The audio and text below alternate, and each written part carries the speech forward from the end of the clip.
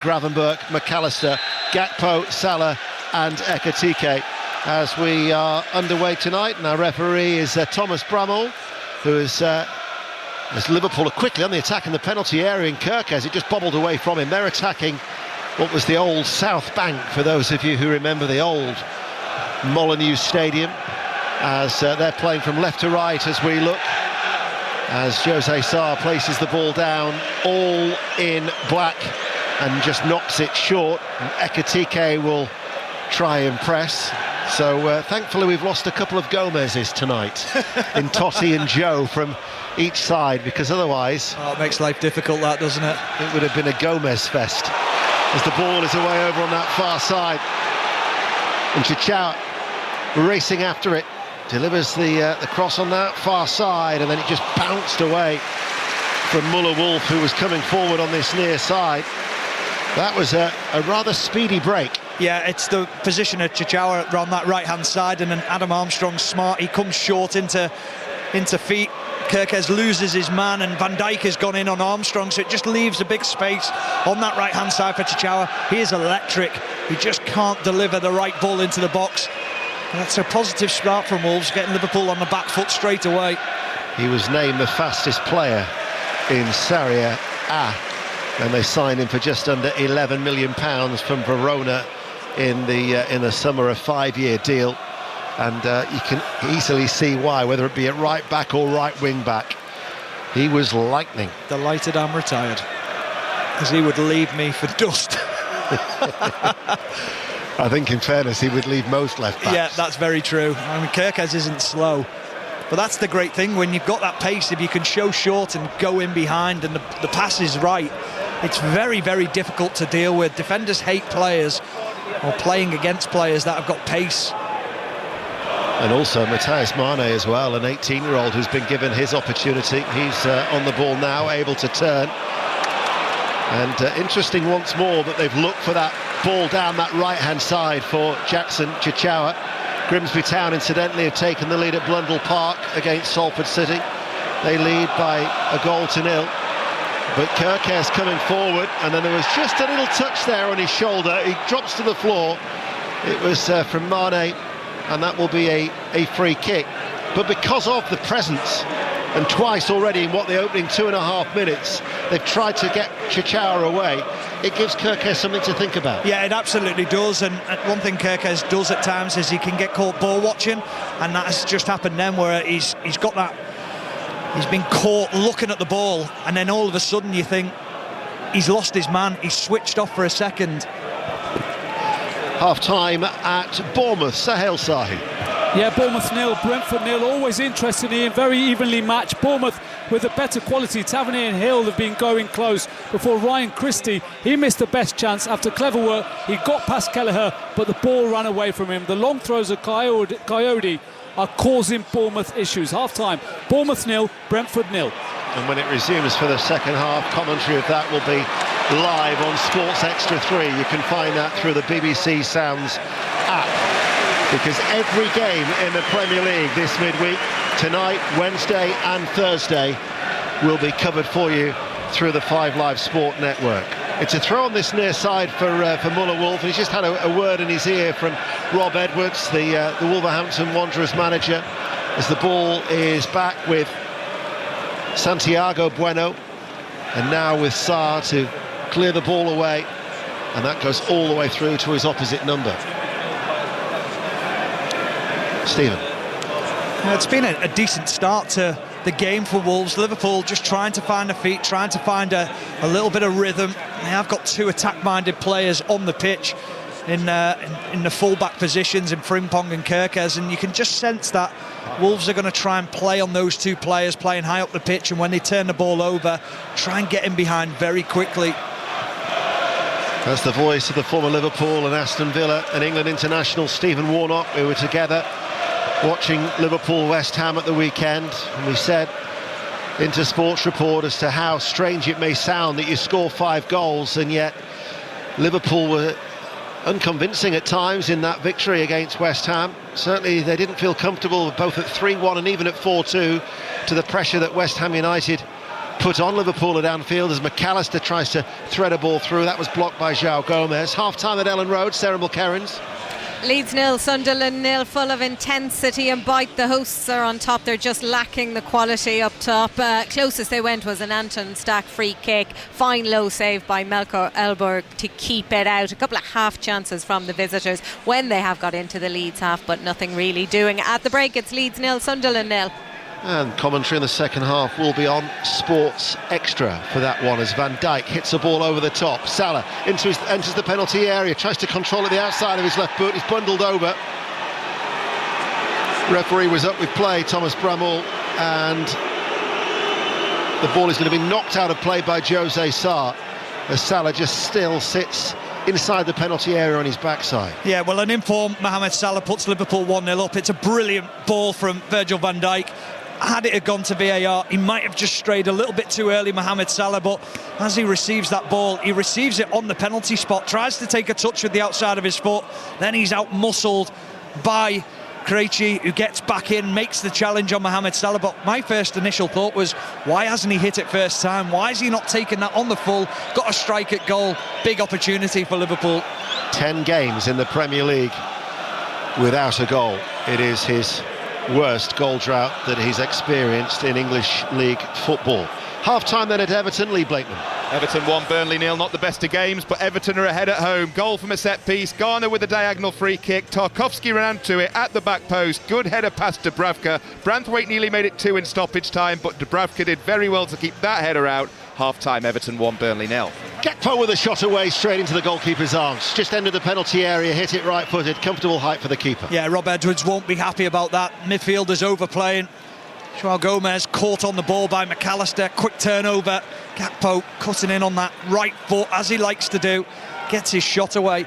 Interestingly, looking at the way Liverpool have set up, Mohamed Salah and Gakpo playing very narrow inside, Kerkez and Frimpong being asked to give that width for Liverpool.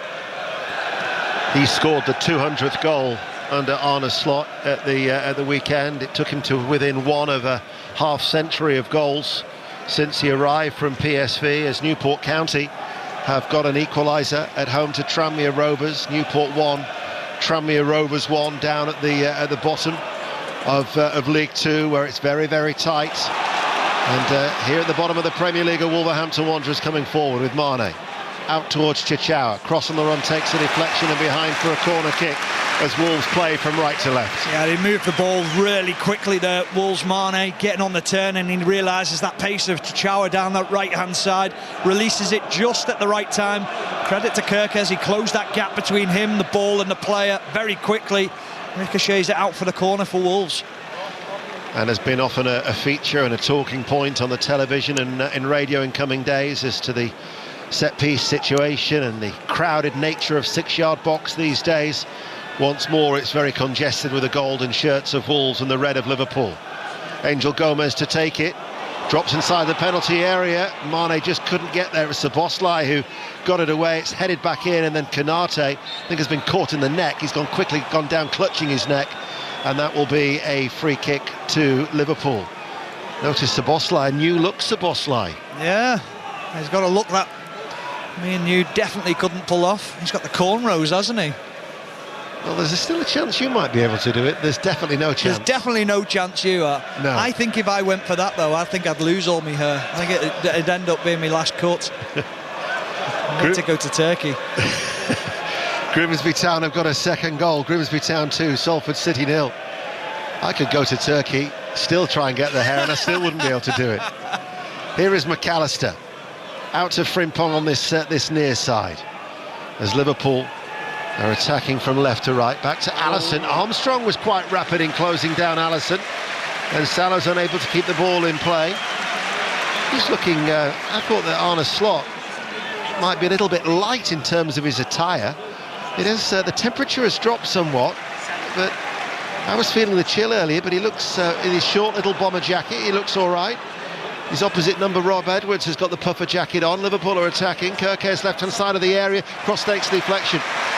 There's a sliding challenge by Doherty, and behind it goes for Liverpool. Corner on that far side, the left, 0-0. Yeah, Liverpool's best move, applauded by Arne Slot, because the movement from Kerkez, Gakpo, the interplay between them. My only criticism would be Kerkez doesn't need to take a touch. He can fizz it in first time. He's got 3 players arriving, Ekitike, Szoboszlai and Mohamed Salah at the back post. So corner kick on that far side. This will be an in-swinger. We know about how Liverpool have become a threat at set pieces. Look at Gakpo. Andre's walked Gakpo into the goal and pushing him into the back of the net. And Gakpo's just trying to give him a little bit of a shove. Andre trying to, I think, buy a foul there, holding his throat. It's very tight for space. The goalkeeper Jose Sarr is really cramped. But the header that was clipped in from that far side, the left, by Szoboszlai was easily dealt with by the Wolves defence. Chesterfield have got a second goal in League Two. Chesterfield 2, Colchester United 0. Gravenberch back with Salah. Salah on this near side, the right. Gravenberch then on the halfway line will go further back to Alisson. Yeah, the league low of 3 goals from set pieces from Liverpool for the first 5 months of the season. And the specialist coach, Aaron Briggs, departed in December. And since the turn of the year, 9 set pieces that they have scored from, which is the most since the turn of the year in the Premier League. And I think I was reading that Arne Slot now has taken more responsibility. Well, the one thing I never understand is and hopefully I'm not being too disrespectful to set piece coaches, but why can't the manager do it? Why can't the coaching staff do it? Why do you need a specialist to suddenly come in and do that role? Now I think it's quite interesting, but we never, when I played, it was always, the emphasis was always on the manager, the coaches and the players to work out what they thought was most comfortable. I also think there's a snobbery around these set pieces, you know. Why not? Yeah. What was the set piece designed for? It was to cause confusion, cause trouble. The one thing you try and do when you play a football game is make life as uncomfortable for the opposition as you can. Yeah. And that's the way Arsenal are doing it. It's the way Liverpool have done it in the last couple of weeks. They scored a couple at the weekend against West Ham from set pieces, from making it very, very uncomfortable. Yeah. Keith Andrews said that very point on Match of the Day, I recall, earlier in the season, saying that, you know, there's a lot of snobbery in football. I wholeheartedly agree with you, Stephen. Grimsby Town have got a 3rd goal at home to Salford City in League Two. Still 0-0 here. Sarr plays the ball forward. João Gomez just touches the ball back, and then it is Santiago Bueno who'll give it back towards João Gomez, and João Gomez is able to stride his way forward. Oh, what a ball. And then passes the ball out towards Chichawa, who latches onto that right-hand side, but the delivery doesn't meet the build or match the build-up play. And he puts his hands on the back of his head, and he can clearly tell he's frustrated. His body language is a clear sign of that, as he then swishes them down by his side in annoyance as it goes behind for a goal kick. Yeah, there's huge potential with Chichawa, but there needs to be a little bit of coaching at the end of it. Just that ability to slow yourself down, make sure that the cross is the most important part. The ball out from Gomez is absolutely sensational to Chichawa, though. Well, a certain Traoré springs to mind, who Wolves would have seen during his time, as a cross is put in from the right. Frimpong is tucked in, Konate beats him to it, and then it's just touched further away by Szoboszlai, because Traoré was another example of sometimes being too fast, and also the end product never matched his blistering pace. Yeah, I mean, there's always a saying in football that you hear when it's almost speedboat no driver. They're that quick, and it's just like that they're out of control, and that's where when you get to the end of it, you've got to compose yourself, you've got to be able to slow yourself down. You can't cross a ball at 100 mile an hour, and that's something he'll get coached, hopefully, and he'll improve on, because he's certainly got the capability. João Gomez passes the ball out to this near side for Muller Wolf, and then João Gomez to Angel Gomez, diminutive, tidy little midfielder who's on loan from Marseille. Chichawa then wasn't able to get going because the ball was stuck in beneath his feet over on that far touchline, but Wolves still have it, and it's now with Andre, who passes it to Armstrong. Armstrong goes to Mane. Man over is Chichawa on that far side, the right, level with the penalty area. Kirk has to close him down. They've doubled up on Chichawa. Mane helps out with Wolverhampton Wanderers, and then the ball cut out by Ekitike, who'll decide to run forward and go it alone. and he nudges the ball forward and latches onto it. Now left-hand side, and Andre's got to fill in. Ekitike is still going. Ekitike to the edge of the penalty area. Frimpong will shoot, and he's completely skied that. Hit it first time, right-footed, still looking for his first goal in the Premier League, and that was a rather wayward finish, 0-0. Oh, it just deserved so much more, didn't it? That run from Ekitike. I mean, he looks like a basketball player, doesn't he? The frame, the size, but when he moves and he glides past players, he's so elegant in the way that he shifts his body, tries to find Frimpong at the end of it, and Frimpong lashes it. He's just got to make sure he gets good contact on it, concentrate, keep the ball down. He's always leaning back, he's always lashing at the ball, and it was high, wide and handsome. Yeah, it certainly never troubled Jose Sarr. Scored 5 goals last season for Bayer Leverkusen. As Sarr clears, Konate heads the ball forward. That was a blatant push on the back of Salah by Krejci. Cushion header then from Andre. Beautiful. Lovely touch by João Gomez. I think the danger is you can't have a fire sale when you get relegated, but I still think that we will see João Gomez in the Premier League next season, albeit not with Wolves. Yeah, I quite agree. I think there'll be a lot of teams in for him. He's a quality player, isn't he? He's very calm on the ball, goes about his work extremely well. It's not just that side of it that I'm impressed with. He likes the physical side of the game as well, which is so important in the Premier League. So the 25-year-old midfielder that they signed for £15 million from Flamengo, actually beat Lyon to his signature back in the day. I'm sure we'll have plenty of suitors as it's 0-0. Mane tries to get Wolves back on possession. Ekitike showing his strength, just pokes the ball to Frimpong. Oh, one more, he's in. Salah held up by Angel Gomez, just comes to a standstill on this near side, the right. Frimpong was then on the overlap but not utilised. Ball goes in field. Szoboszlai with his braided hair now towards McAllister. Kerkez to his left. Ball goes forward towards Gakpo. A little touch off the head there by Ekitike, and then Mane back there helping out, and Wolves have got plenty of shirts back behind the ball. João Gomez, another turn away from McAllister, linking up with Andre. McAllister managed to put a foot into that, and then it broke back towards the goalkeeper Jose Sarr. Yeah, he can get a little bit overconfident. João Gomez just playing little flicks around the corner. He was caught out earlier by McAllister, and it led to an opportunity for Cody Gakpo, and when he did that, Rob Edwards almost like his head in his hands as if to say, oh, not that one again. It's obviously an overconfidence that he has in his own ability. You cannot do that in the Premier League, especially on the edge of your own penalty area. Good noise being created by the Wolverhampton Wanderers supporters inside Molineux tonight as they get a decision in their favour from referee Thomas Bramall, and that will be a free kick to the home side. 17 minutes played.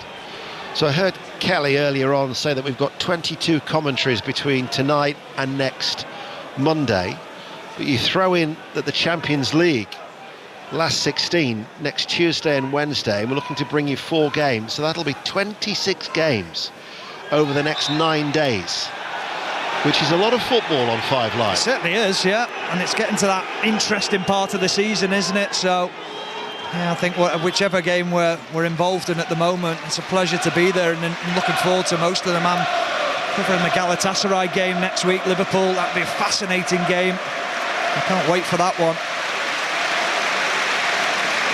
And the support is for Diego Jota in the 20th minute. Of course, he played for both sets of supporters.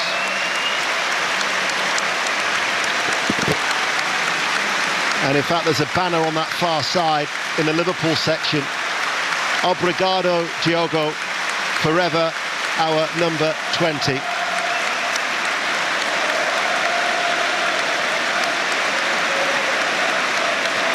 But he wore the 18 shirt for Wolverhampton Wanderers.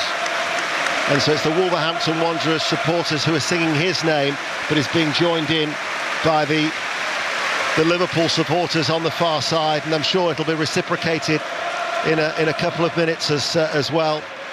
But he had 131 appearances and 44 goals in his 3 years at Molineux before Liverpool signed him for £41 million.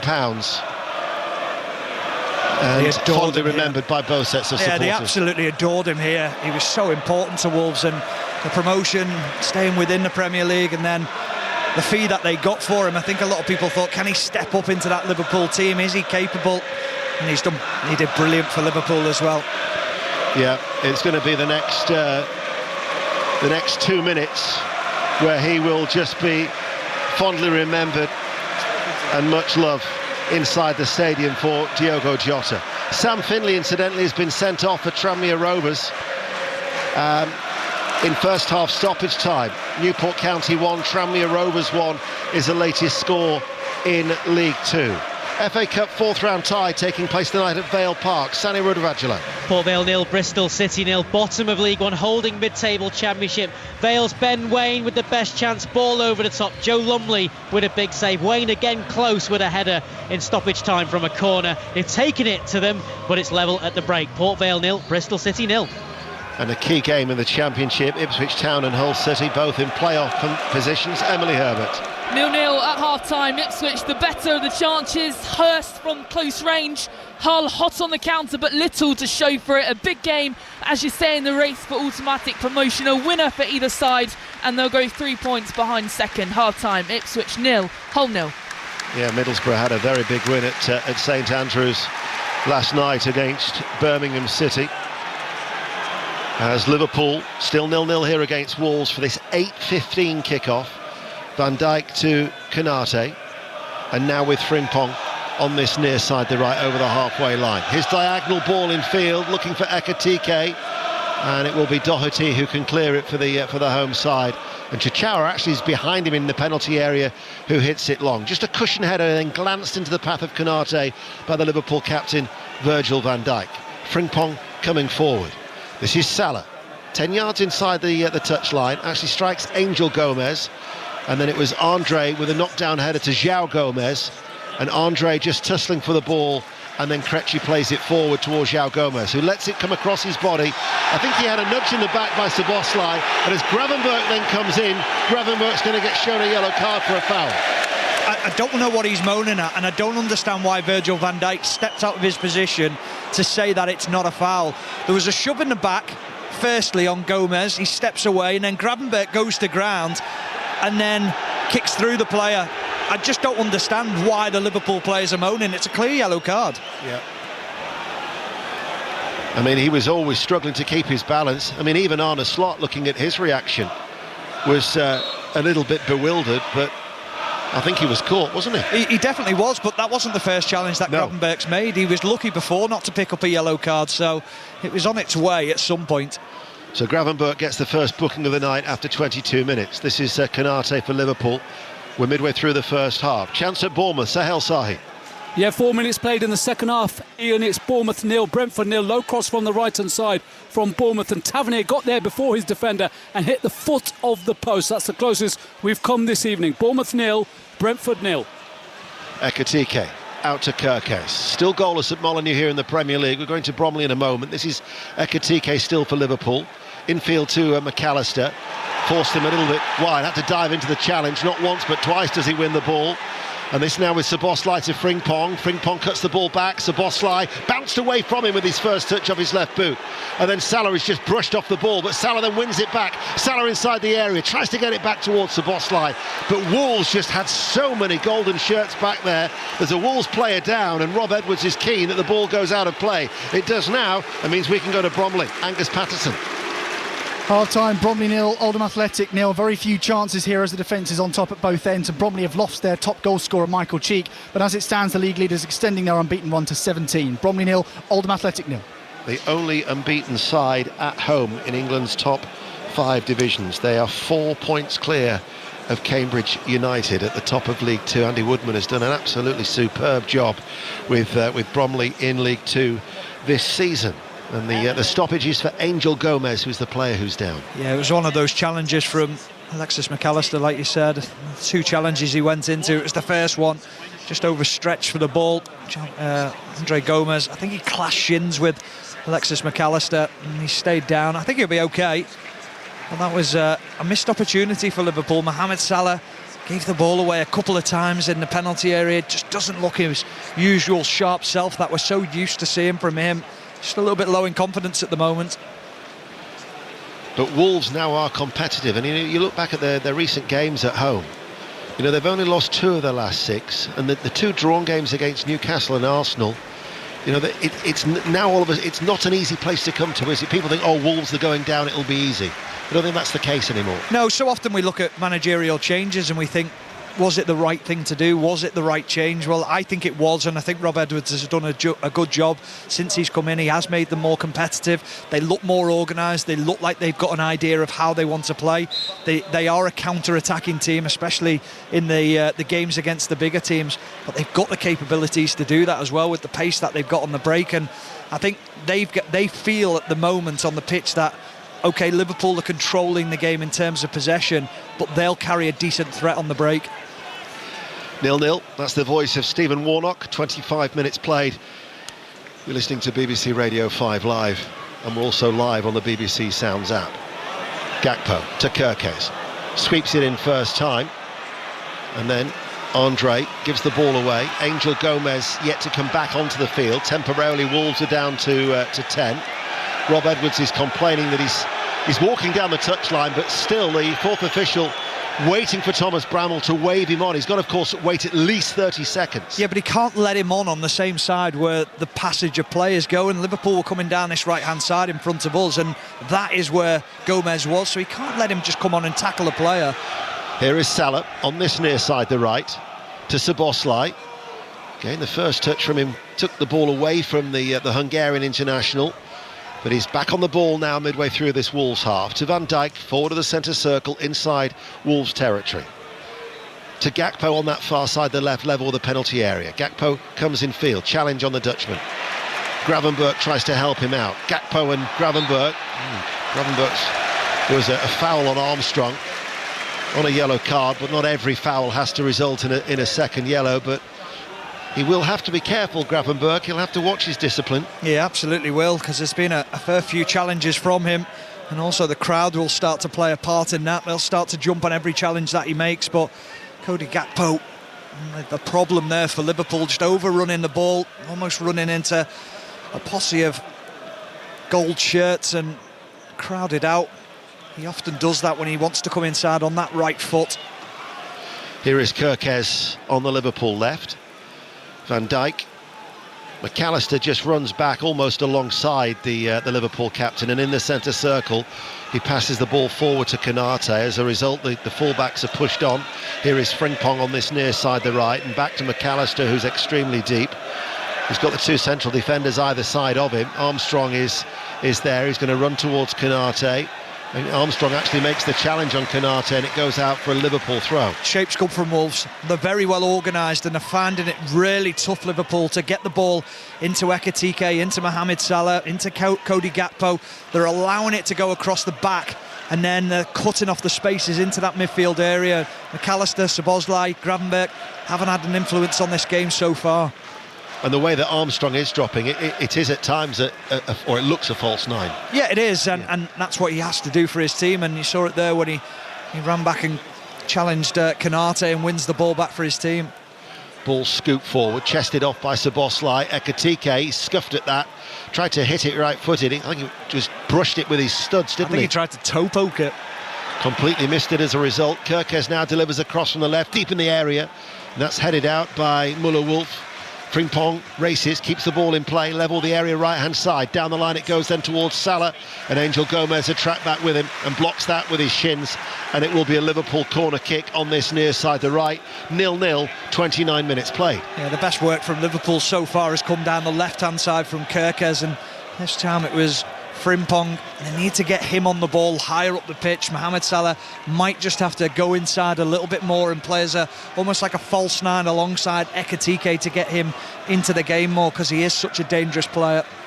He has to move one of the furry boom mics that the television company was using to take this corner kick to get his angles right. He goes towards the far post, and Müller-Wolf on that far post heads it away and then chases after it, and then actually volleys it further clear and out in front of the travelling support that has filled every single one of those sections on that bottom tier on the far side as we approach the half-hour mark here at Molineux.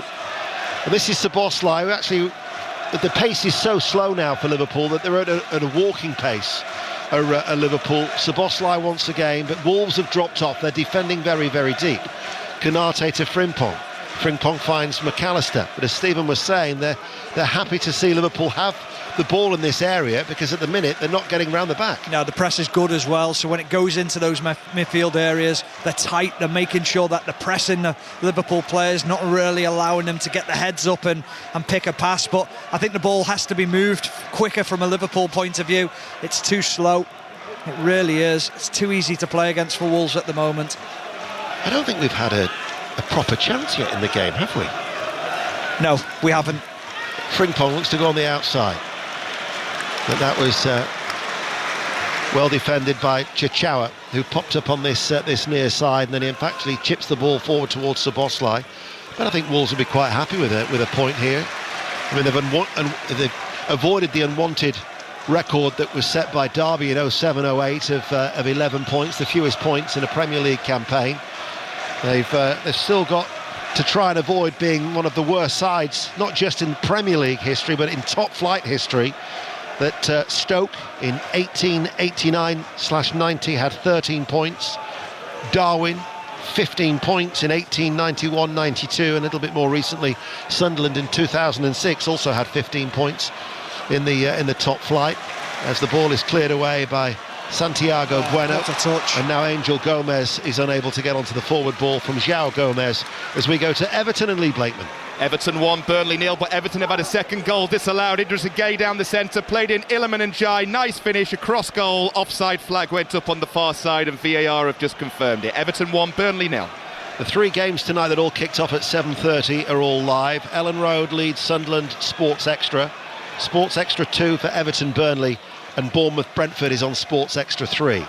Here we are on 5 Live, and it was Chichawa who went to ground, and that will be a free kick to Wolves inside their penalty area. Well, I'm glad we had the fireworks and the pyrotechnics ahead of the game, because we've had nothing on the pitch. No, we haven't had anything, have we? We've had a really well-organised Wolves team, a Liverpool team that don't look like they're capable of breaking them down right at this moment in time. Pace is too slow from Liverpool, but Wolves will be delighted with the way the game is going at the moment. There's not much to get excited about, let's put it that way. 13 minutes to go to half-time. Gakpo tries to wriggle free. Foot in the challenge, the ball goes infield towards Szoboszlai.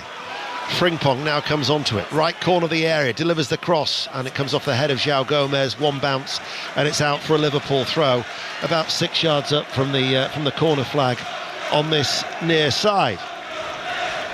Were you here the night that Hungary played England? Yes. Or England played Hungary, should I say? Yes. And Szoboszlai was outstanding, wasn't he? I remember it was really the first time that I ever saw him play and thought, oh, wow, yeah, what a player he is. Yeah, it was the 4 games in the Nations League then, wasn't it? Yes, it was, yeah. Italy, I think, was the other game they played here from memory. Hungary scored 4 goals that 4-0, night. yeah. We haven't even got one to remember here tonight, and no sign of one either, which is the more disturbing aspect from a neutral's point of view. Absolutely. Here is João Gomez, able to turn, hardly race forward. He's jogging, but he's got a lot of space to do so, but his cross was poor and cleared away by Van Dijk, back to where it came from. There's just no pressure on him either from the Liverpool players, is there? Look how much space they've got, the Wolves players, to pick out the pass.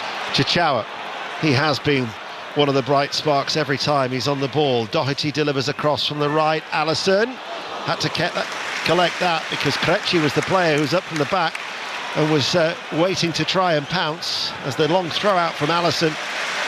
A little bit of acceleration from Santiago Bueno, the Uruguayan international, and tidies up with a back pass towards Jose Sarr. There's no urgency in the game. No, it's not often that Alisson picks the wrong pass or picks the wrong player, but he did then. He looked at Mohamed Salah, but Ekitike was the pass that was on the left-hand side, and you'd fancy Ekitike to outrun his man.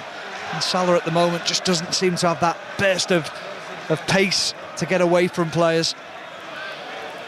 Liverpool in possession with Ekitike. But Santiago Bueno will just step out of defence, and Wolves now have it, tied it up. Krejci with a back pass. Jose Sarr has got to put his foot through that right foot. It hits it first time. Van Dijk easily deals with Armstrong. played forward, both by Frimpong and Salah at the first time of asking, and then on the half volley it's clattered away by Sarr, the Wolves goalkeeper. Armstrong unable to control that. It did drop a long way out of the dark sky here in the Black Country. McAllister urges Kirkez and Gakpo to go on ahead of him as he trots his way forward. Ekitike, McAllister to Kirkez.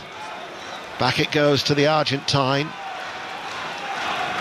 Wolves again defending in numbers. Szoboszlai is going to try one from long range, and with one bounce it went straight through towards Jose Sarr, and then Szoboszlai has got to run back because he's had an eye on Adam Armstrong, but Van Dijk is also covering with the header back. But at least we've had a shot on target. Updated Ellen Road, Sarah Mulkerins. Well, it's not much to talk about here either. It's Leeds 0, Sunderland 0. Both sides had a couple of free kicks, ably dealt with both defences, as Dominic Calvert-Lewin just tried to get on the ball into the area, but Sunderland ably clear it there. Not much to shout about here. It's Leeds 0, Sunderland 0. But a little bit more to shout about at Everton. Lee Blakeman. 2-0 to Everton, and Jai with the through ball this time. Dewsbury Hall on the end of it, inside the 6 yards area. Tidy finish, Everton in control. Everton 2, Burnley 0. So for Burnley, without a clean sheet now in 25 Premier League games away from home, that would be one win in 20, as Everton would finally get their first win since early December when they beat Nottingham Forest. You've gone early there. They came from 3-0 down at the weekend. That is true, but that was at Turf Moor. Very true. They're a different proposition away from home. Leeds 0, Sunderland 0. What's happening at Bournemouth? Sahel Sahi. Goalless here at 2, Ian. Bournemouth 0, Brentford 0, both evenly matched sides, and it's also a very watchable game though, even though it's scoreless. Christie carved out a chance for Tavernier. He got in the way actually from the shot. Tavernier tripped over the ball and it just trickled wide of the far post of the goals. Bournemouth 0, Brentford 0. Commentary of that continues on Sports Extra 3. Kirkez passes the ball back along the ground towards Van Dijk. Can you remember on Saturday when we worked together and you were trying to be the editor for Match of the Day by saying, I wonder what game will lead first on Match of the Day, such was the amount of goals that were being scored. Yeah. Match of the Day tomorrow, and bearing in mind that it could be Kelly presenting tomorrow night, it's a little bit like Play School when you had to guess what the window was going to be as to who's going to be presenting tomorrow night. It's on 10:40 on BBC One, but I know what games are going to be towards the end of the running order tomorrow night, the way it's currently going. When you've got Sarah Mulkerrin saying there's not much happening at Ellen Road, certainly not a great deal has happened here. Absolutely nothing happening here. And we've still not no goals at Bournemouth. Yeah, this is one of those games when you're in the Match of the Day studio, you're watching it thinking, what can we talk about? What can we pick out for analysis? Well, the one thing you'd be picking out is Wolves' organisation and how they stopped Liverpool playing through. But apart from that, not much else at the moment. You might have just pricked the ears of Kelly if she is on duty tomorrow. I'd be surprised if she is, because it's her dad's birthday tomorrow. Yeah. Turns 75, does the great man Sir Kenny Dalglish. As St Mirren have equalised at Tannadice. Dundee United 1, St Mirren 1 is the latest score in the Scottish Premiership. 7 minutes to go to half-time, and it remains 0-0. And that was a blatant push in the back on Gakpo by Doherty. And that'll be a free kick to Liverpool. Who's the onus on then in this game? Bearing in mind that Wolves have got a game plan, they're sticking to it. Bottom of the table, but would take the point, whereas Liverpool in that race for Champions League qualification would ideally want the 3. Oh, it's always on Liverpool because they're the team higher in the league and they're the better team on paper, but at the moment they're not showing that will and that desire to try and get into those top places. I mean, you've got a great opportunity to put a marker down tonight and make life difficult for the other teams tomorrow, but at the moment they're just not doing it. Currently 3 points adrift of Manchester United and Villa, who are ahead of them in the table. Frimpong's just having a word with referee Thomas Bramall. He was tripped by Andre. It's going to be a Liverpool free kick. This is just over, 30 yards out from goal. It's about 8-10 yards in from the right touchline. Liverpool are playing from left to right. Szoboszlai is ready to take it. Frimpong had walked away. He's now gone back forward, down by the touchline on this near side, the right. And with it, he just gets the attention of Muller-Wolf. So they've only got one in the behind the vanishing spray as in comes the free kick, and it comes off a Liverpool player. Or did it? Because McAllister there was talking. Was that last off Krejci? Yeah, I think he's saying it's off Krejci, but I actually thought it was off McAllister. I mean, so often McAllister times his jumps ever so well in that penalty area for such a small player. I'm just seeing the replay. No, it's off McAllister. It's clearly off him. It's no longer goalless at Ellen Road. Sarah Mulkerrins. It is not. It is currently Leeds 1, Sunderland 0, coming from an Anton Stack free kick, left-hand side out, whipped it in, and there was Joe Rodon at the far post, getting ahead to it to fire it in. At the moment, Leeds 1, Sunderland 0. There may well be a check on it. OK, we'll keep you, or you keep us updated on that. That is live on Sports Extra. Sunderland, who've just started to stutter after what was an excellent start to the season. 17 points from their first 9 games. They've taken just 20 points from their last 19 as Salah goes in pursuit of the ball, but coming back to cover was Doherty. Here is Muller-Wolf, gives it straight then to McAllister. Liverpool pass the ball quickly, Szoboszlai to Kerkez. Kerkez was in a central area, now finds Gakpo over on that far side. Gakpo enters the penalty area, pace picks up from Liverpool, and they should get a corner kick, and they do. 0-0. Yeah, it's important that Gakpo actually shifts the ball down the line at times. We said at the weekend, so often he wants to come inside on that right foot, but Milos Kerkez there just trying to inject a little bit of pace into the Liverpool attack. Liverpool have a corner, far side the left. We've got just under 4 minutes to go to half-time.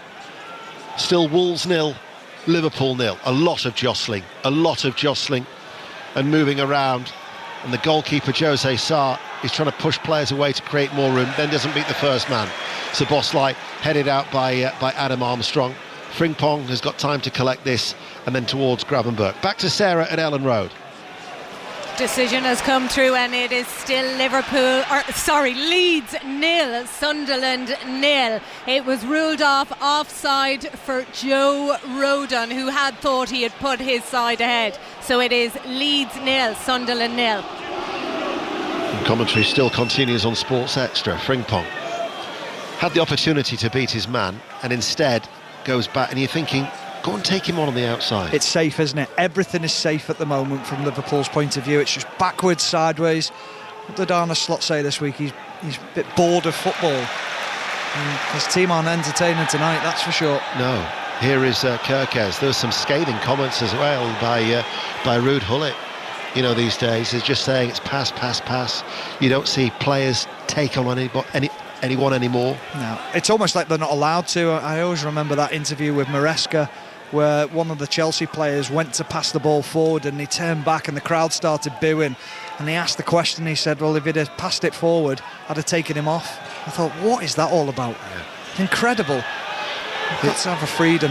Yeah, they have. Here is Gakpo. Gakpo enters the penalty area. Gakpo gets the shot away, takes a deflection, is going to loop behind and over the head of Salah. It'll go out for a Liverpool corner kick. Still 0-0, and we've got 2 minutes to go to half-time. I hope Kelly is standing by the way, because the half-time summing up will be brief. Oh, it certainly will. Unless, of course, something happens in these next 2 minutes or so. So Salah on this near side, the right, is going to take the corner kick. Wolves have got everybody back.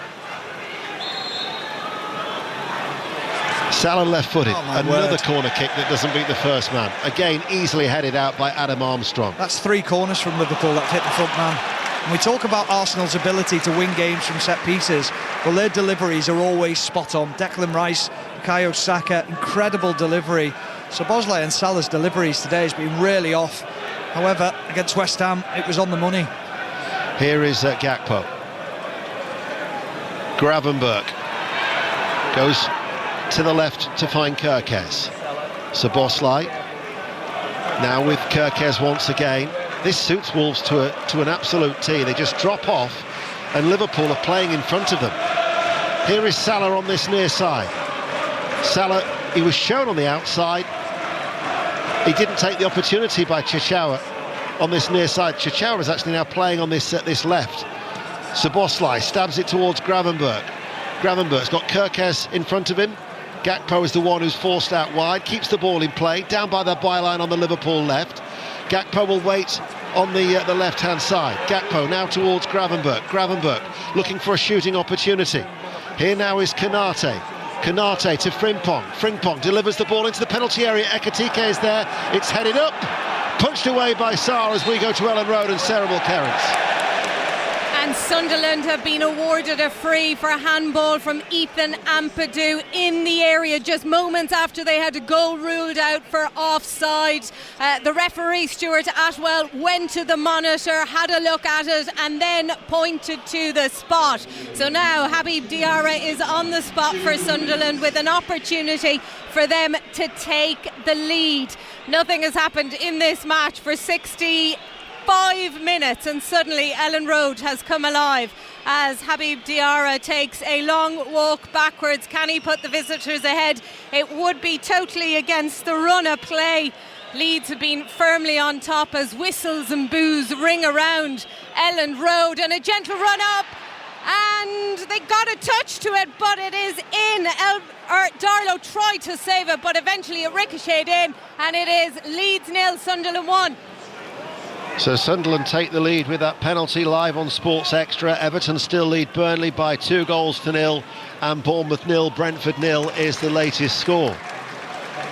They've had a little bit of a checkered history from the spot this season, haven't they, Sunderland? But Habib Diarra with that goal then from the penalty spot for Sunderland at Ellen Road.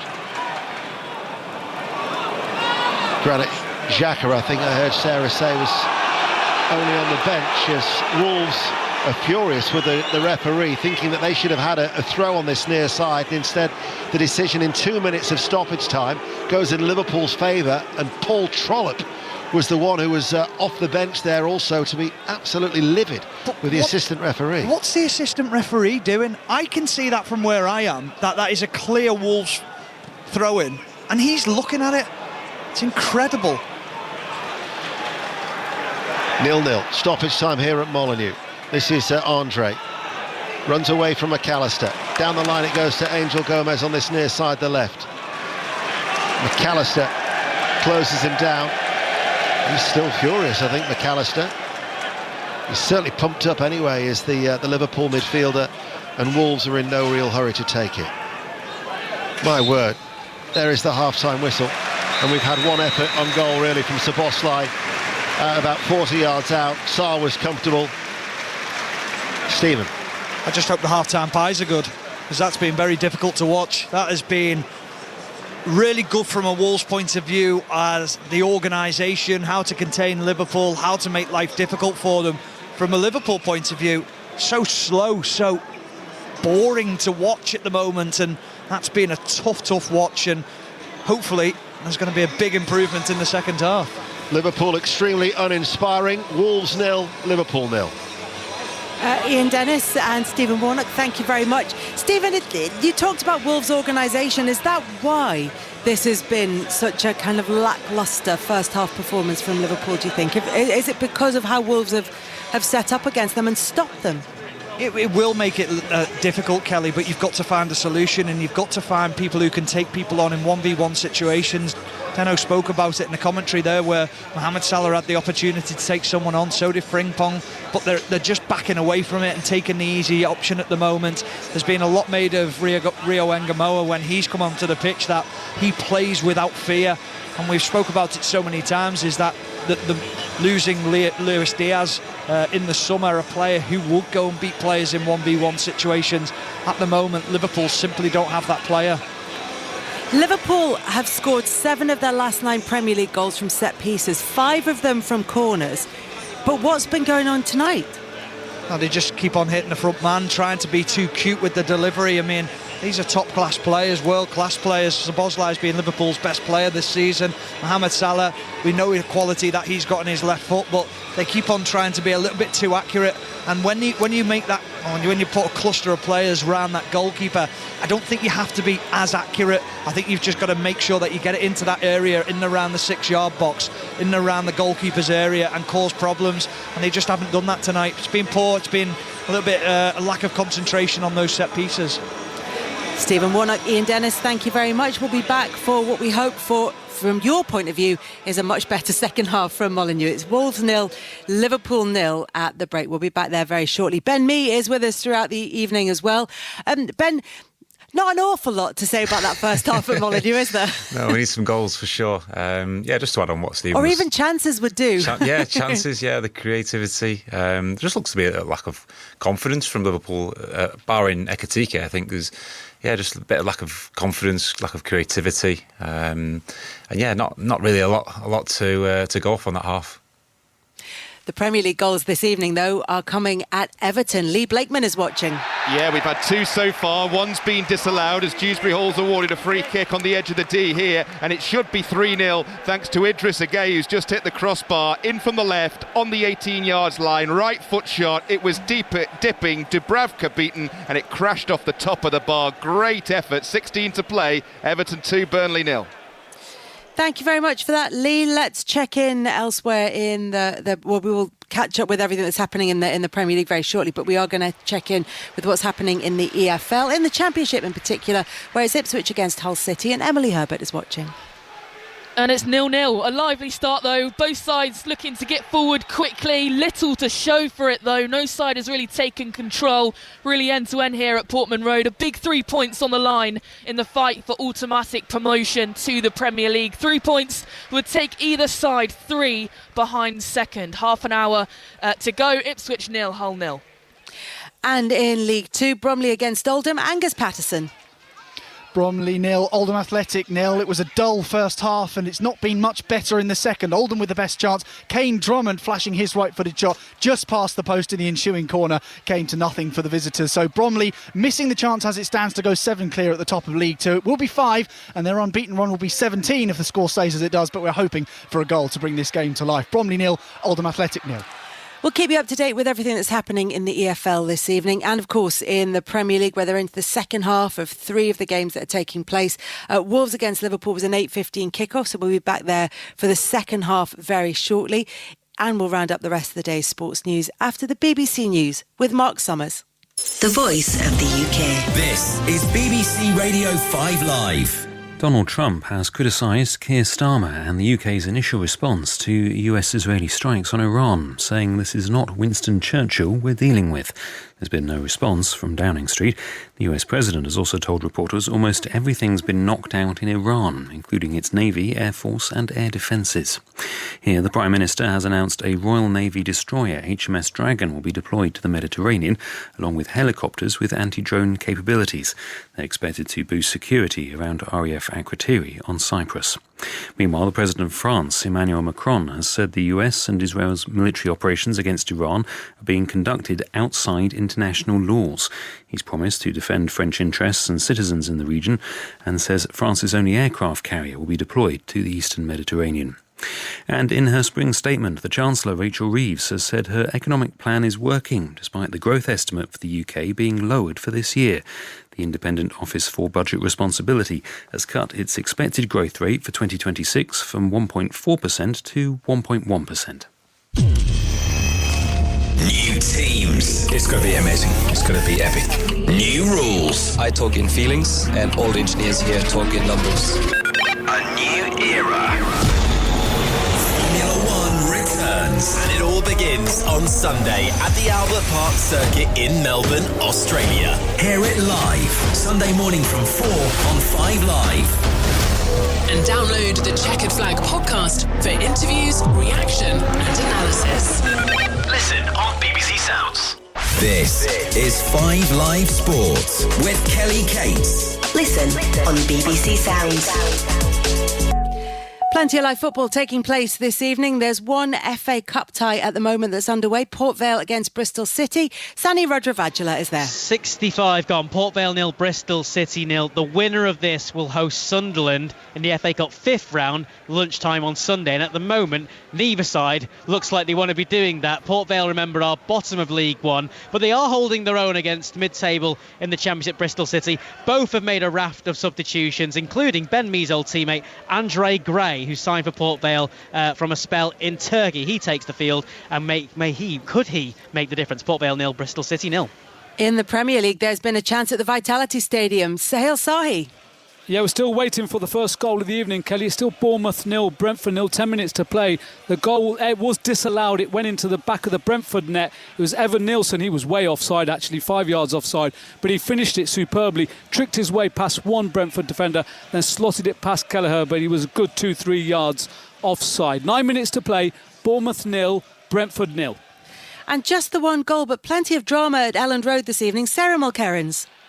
Absolutely, it's Leeds 0, Sunderland 1. Leeds are pushing for an equaliser. They've been firmly on top in this match. They thought they had pulled ahead with Joe Rodon. That was ruled offside, and then just moments later, a penalty given for an Ampadu handball, and Diarra able to get it past Darlow. So Daniel Farker has just made a couple of attacking changes. Nanto and Dan James are on, and James just flashed a shot across the face of goal.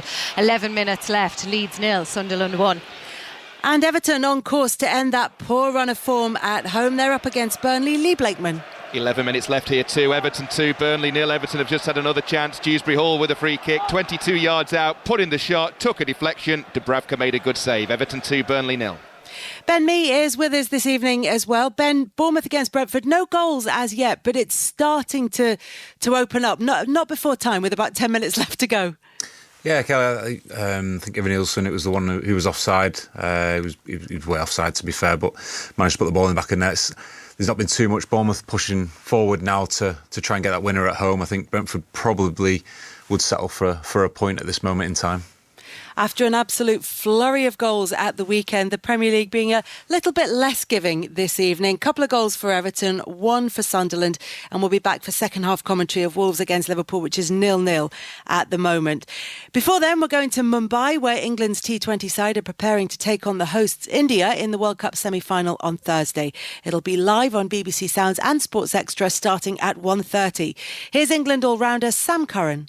Excited, what an opportunity to play, I guess, the hosts in their home ground. Obviously Wankhede, a very iconic stadium. A couple of days training now, so kind of what dreams are made of, really. Semi-final of the World Cup against India. I guess it doesn't really get that much bigger, I guess. It's hopefully we turn up on the night and have a great game. We played a lot of cricket in India as well, so we know what to expect from them, and I guess a really good team. There'll be pressure all round, so I guess huge opportunity, and hopefully it comes good for us. Does it matter, or is it a worry that you've been in Sri Lanka? India, I've been to Sri Lanka once in this tournament, but I've had a good run in India now. Is that a concern? No, I think it's a positive. I think the surfaces we've played on have been so different. We've played on some really good ones, some turners, some bit of dew, no dew. So I think we've covered most of our kind of challenges, and kind of everyone's been saying we haven't played that perfect game. And I think the main thing we all care about is that we've managed to win, and we're in a semi-final 3 from 3, and that's Super 8. So we're very high on confidence. It's semi-final cricket. It's kind of, there's no going back now. We turn up on the night and give it everything, and hopefully it's enough. Winning is a habit in T20 cricket. I firmly believe that. I think it's almost quite exciting that we haven't played that 225 with the bat and bowling a team out for 60 kind of thing. And there's a lot of guys in our team, such dangerous players. If we can all come good on that night, we'll be an extremely dangerous side to beat. That was Matt Henry asking the questions there. And South Africa against New Zealand is the first semi-final, live on Sports Extra tomorrow from 1:30. India against England is on Thursday before the final on Sunday afternoon. In other sports news, England have made 12 changes to their starting lineup to face Italy in the Six Nations on Saturday, including Finn Smith starting at fly half. There'll be commentary of that match on 5 Live Sport on Saturday from 4:40. And there's more reaction to today's team news announcement on the Rugby Union Weekly podcast, which is daily during the tournament, even though it's not changed its name. And a new episode is available first thing tomorrow morning on BBC Sounds. Brentford is goalless. Everton are 2-0 up at home to Burnley. Leeds trail Sunderland by a 1-0. Diarra penalty there in the early kickoffs, which have got about 5 minutes of time left in them, plus, of course, whatever's added on there. We're about to head off to Molineux for the second half of Wolverhampton Wanderers against Liverpool. No goals in that one. And Ben, I think when you look at Liverpool's league position, you look at the number of the goals that they have managed to score this season. Only one away Premier League goal they've managed to score before the 45th minute. All season, it's been a very, very quiet first half, typically for Liverpool away from home. And we talked earlier about the fact that sometimes and often this season, their second half performances has dropped off. They've put themselves in a pretty dangerous situation here.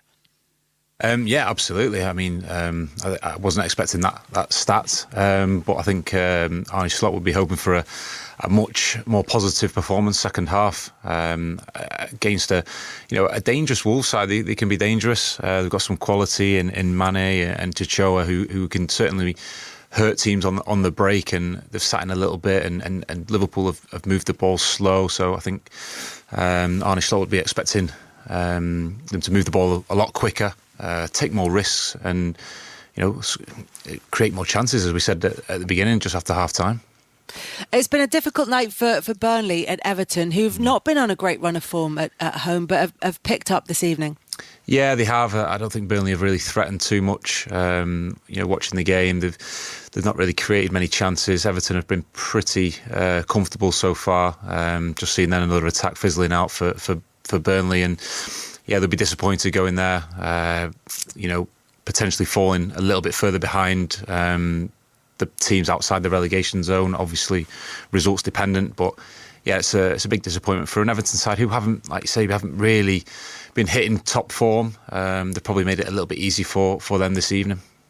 Yeah, it could be a tough night for them with that 2-0 defeat, and with West Ham and Nottingham Forest playing tomorrow night. And Nottingham Forest are at Manchester City, West Ham are at Fulham, and we'll keep you across all of that on 5 Live Sport tomorrow evening. So, Bournemouth goals with Brentford, Everton 2-0 up against Burnley, Leeds United trailing against Sunderland, but Leeds United really going for it since they've gone a goal behind, Ben. Yeah, they've been putting pressure on for most of the game, if I'm honest, and Sunderland have really held out well, held out under the pressure, been very organised, looking to just hit on the break now and consolidate that lead that they've got and keep the clean sheet, which would be a fantastic away performance. They've not had much possession or created an awful lot, but Leeds, to be fair, have only had 2 on target throughout the whole game, so they've managed to keep them at bay under the lights at Ellen Road. A tough place to go, and if they can hold out, it'll be a fantastic result for them. And watching the last few minutes at Ellen Road, it's Sarah Mulkerrins. It is Leeds 0, Sunderland 1, but Leeds have just had the ball for the last 5 minutes or so inside the Sunderland area. There's been a couple of moments of time wasting which the home fans haven't enjoyed so far. Leeds looking to capitalise. Daniel Farke has made all his substitutions, brought on all the attacking players. He is looking for something out of this game. They have been on top, but they are trailing now to Sunderland. It's Leeds 0, Sunderland 1. Goal at Ipswich, Emily Herbert. And it's gone for the home side. Ipswich 1, Hull 0, and it's deserved. Ipswich straight into a spell of possession, taking it slow and finding the breakthrough through Cedric Kipre inside the box, smacked it top corner. There was no chance Hull were getting on the end of that. A big goal in the race for automatic promotion. Ipswich 3 points off second as it stands. Portman Road has gone absolutely bonkers. 20 minutes to go. Ipswich 1, Hull 0. Full-time whistles will be going in a few minutes in those games in the Premier League. We'll keep you across all of that as we head back to Molineux for the second half of Wolves against Liverpool. No goals as yet, and Liverpool look like they're making a change to try and counteract that. Your commentary team, Stephen Warnock and Ian Dennis.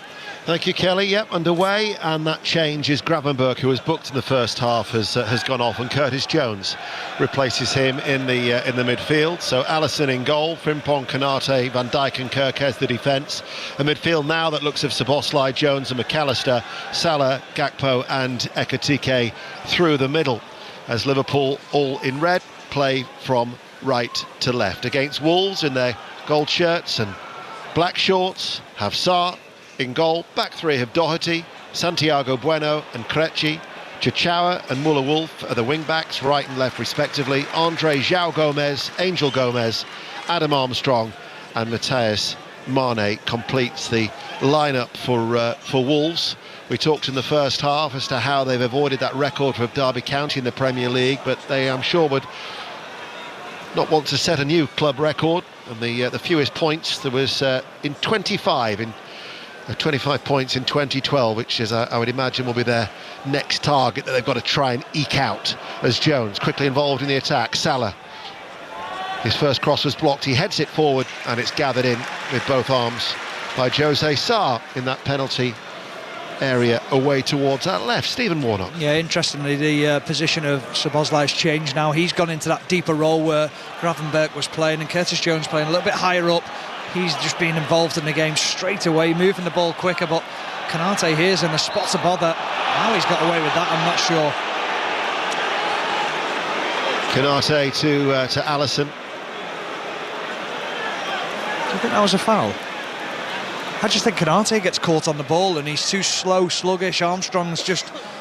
I mean, the size difference between the two of them, he's not shifting Konate. Konate just drops to the floor, and I don't think that was a foul at all. I think he got away with one there. Yeah, there is a bit of a size issue, isn't there, between Adam Armstrong and Konate. What is he? He's 5'9", Adam Armstrong, and Konate is well over 6 foot. That must be 6'2". about 6'3" then. If Adam Armstrong's 5'9", have you just made that up? No, it's on my notes. 5'9". What did you have me down as? I can't remember that long ago. Szoboszlai with the cross. I'd go with 5'10" for you. In it comes, punched away by Sarr. So do you think there's an inch difference between me and Adam Armstrong? Well, how tall are you? I'm 5'10", but he's never 5'9". So I got that right. Yeah, you did with me, but I think you've got Adam Armstrong wrong. We'll get Chris to check it. Go on, Chris. Get busy. Here is Szoboszlai. I'm more pleased that I got your height right. 0-0. Tells you how bad the game is already in the second half. I was talking about players' heights. Relieve the boredom. We'll go to Bournemouth. Sahel. Yeah, 93rd minute here, Ian. It's still Bournemouth 0, Brentford 0, but a real chance for Bournemouth to steal all 3 points. Tavernier headed towards the dead ball line, pulled it back for Junior Krupi. His shot was going on target. It was deflected away by one of his own players. Bournemouth 0, Brentford 0.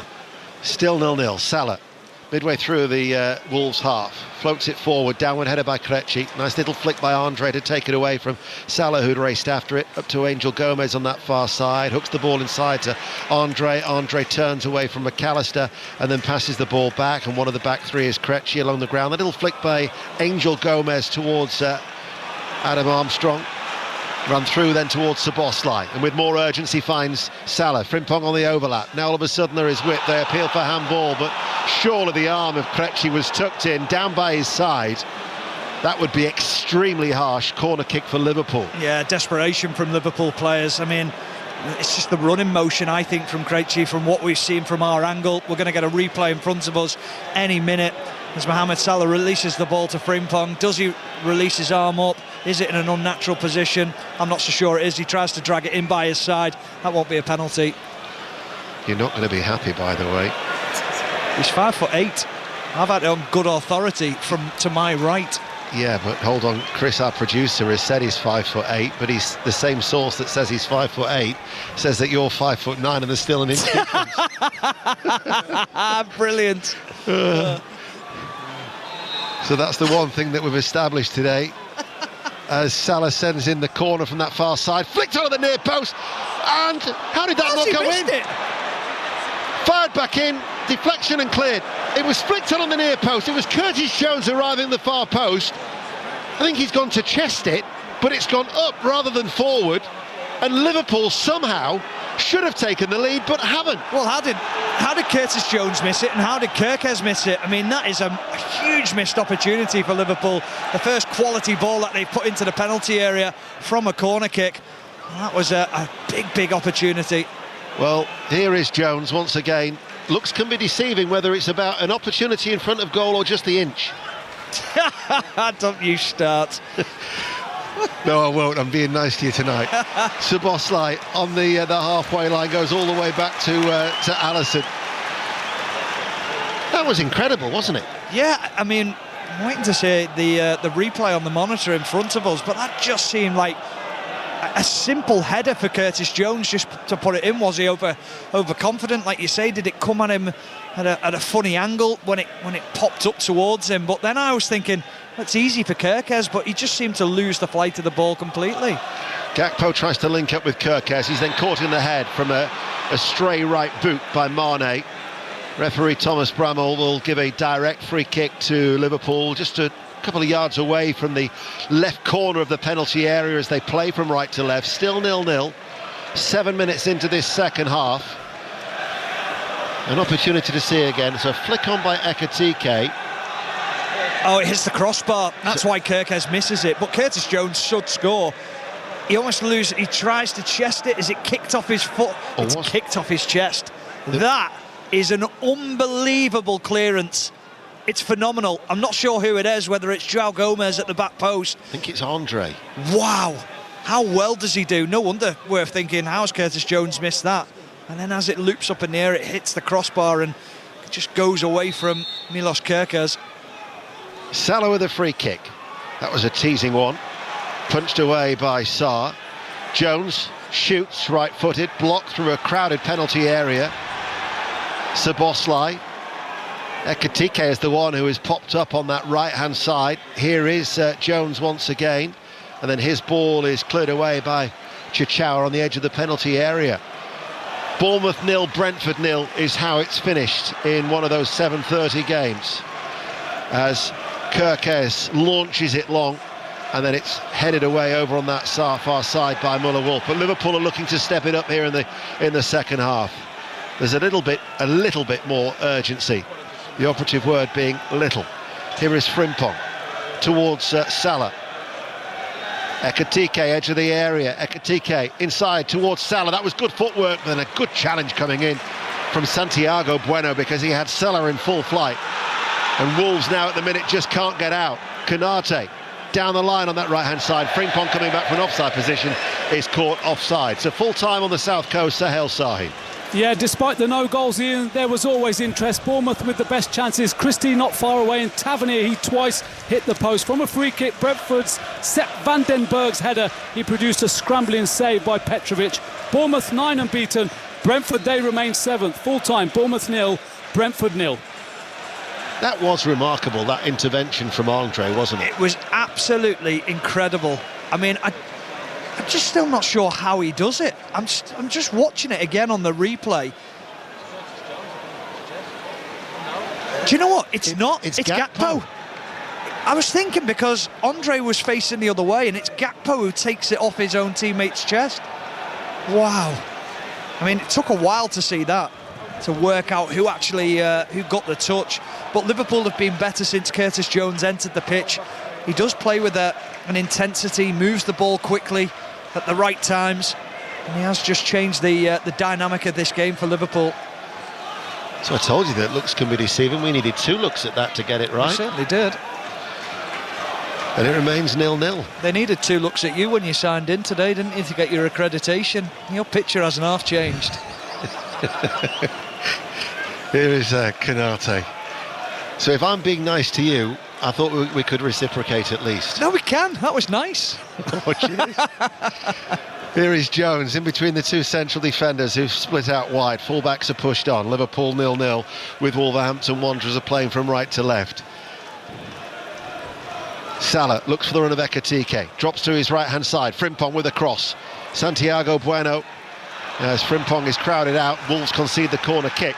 They're in deep discussion down in front of us as well. Rob Edwards with his staff. There's 4 of his staff stood round him. They're not happy with this start to the second half, and understandably so. Liverpool have come out the traps in this second half and created a few opportunities already.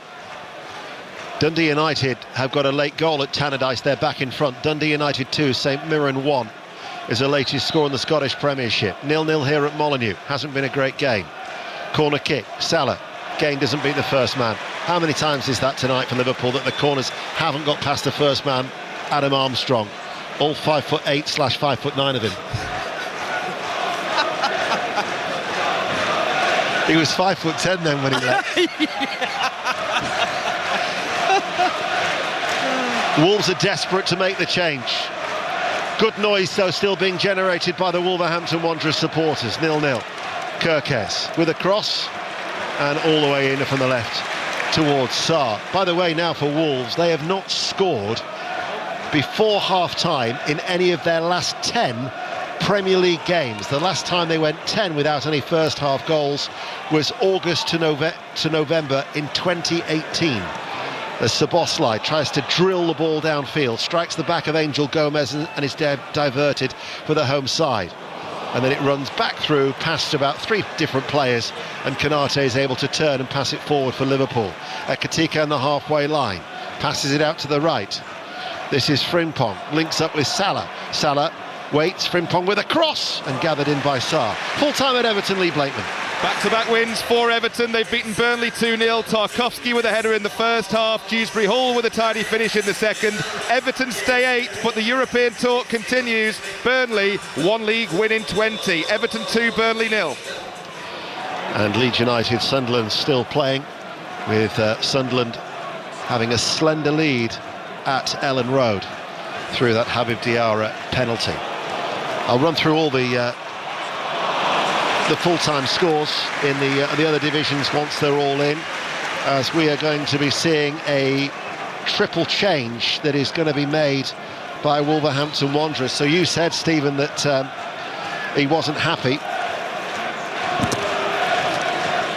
Rob Edwards, and he's going to make a triple change as a result of that. And what are we, 12, 13 minutes into the second half? Yeah, I like that from a manager, though. He knows that the team aren't performing at the level that he feels that they should be. So what's he going to do? He's going to introduce a few of the players that played in the previous game, bring a little bit of energy back into the team, a physical presence in the forward area. Arakadare will come on in that centre-forward position, and it gives them a platform then to build from. 58 minutes played. Rokadare, Mosquera, 2 of the players. Frimpong out to that right side.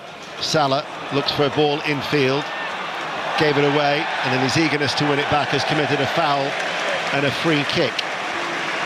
So here comes the triple change for Rob Edwards, and the other player to be coming on is going to be Bellegarde. Replacing number 2, Matt Doherty. So Mosquera to replace Doherty. Rokadare will replace Armstrong, and then the third and final change will be Bellegarde, who's going to be coming on, and the player who is going to be going off is Angel Gomez. So that is the triple change for Rob Edwards. Of course, these two sides do meet again on Friday. In fact, you're doing the TV coverage, aren't you? I am, yes. In the FA Cup. Yeah, looking forward to it. Hopefully it's as good as this. No, I think it'll be a completely different atmosphere within the stadium. I think the approach from Wolves will probably be a little bit different as well. I think he'll probably go a little bit stronger in that game, and like you say, Dano, hope for a cup run. Well, whatever you do, don't mention the height of Adam Armstrong on the television, will you? I'm going to ask him. I'm going to have to find out. So Wolves have made the triple change. We've got half an hour to go with all the FA Cup action. Wolves, Liverpool. It will be live on 5 Live as well on Friday. We've got FA Cup and Six Nations action on Saturday. And Sunday, the Champions League next week as well. Well, this is the first of 9 successive days of live football on 5 Live. The Premier League, the FA Cup, European action. Throw in the Cheltenham Festival that starts next Tuesday. All 4 days, we'll have that covered for you. Tomorrow and Thursday, the T20 World Cup semi-finals, South Africa, New Zealand on Sports Extra from 1:15, and then England, India on Thursday, coverage from 1 o'clock. 5 Live, the home of your live sport. Even if at times we are not privileged to witness a great contest, as this has been quite dour and soporific as we go to Portman Road to Suffolk and Emily Herbert. And it's Ipswich 1, Hull 0, and Hull are pushing in the final 3 minutes of this game. A big 3 points on the line for automatic promotion places Ipswich 3 points off second as it stands. 3 minutes to go. Ipswich 1, Hull City 0. Sunderland are still ahead at Ellen Road, but who will they play in the FA Cup 5th round this weekend? Port Vale or Bristol City? Sani? Well, they're none the wiser at the moment. It's still Port Vale 0, Bristol City 0. We are into the 89th minute just to find out how much stoppage time there is, but nothing to separate these two sides. A host of subs for each team. 5 minutes added on. Port Vale 0, Bristol City 0. So extra time, potentially penalties to determine who will be at home to Sunderland. 61 minutes played. And in fact, full time now at Ellen Road. Sarah Mulkerrins. 12 minutes of added time we had, Ian. It has ended Leeds 0, Sunderland 1. The hosts were firmly on top for this. They thought they took the lead through Joe Rodon in the second half. That was ruled out offside. Then moments later, a handball from Ethan Ampadu was eventually given as a penalty after VAR intervention. Habib Diarra stepped up. He scored it. Leeds pushed for a winner. Bial thought he had levelled it. It was deflected out by Ballard. Despite all their efforts, they don't have anything from this one. Sunderland take all 3 points. Leeds 0, Sunderland 1. Means that Leeds still on 31 points and probably still about 5 points short of that mathematical 36 mark, as Bellegarde coming forward and runs straight into the brick wall that is Ibrahim Konate. But as Wolves then committed men forward, all of a sudden Liverpool had got an opportunity. Then there's a slip by McAllister, a stumbling McAllister, still does well to hold on to the ball, but then he's dispossessed by Andre and he's stayed down McAllister.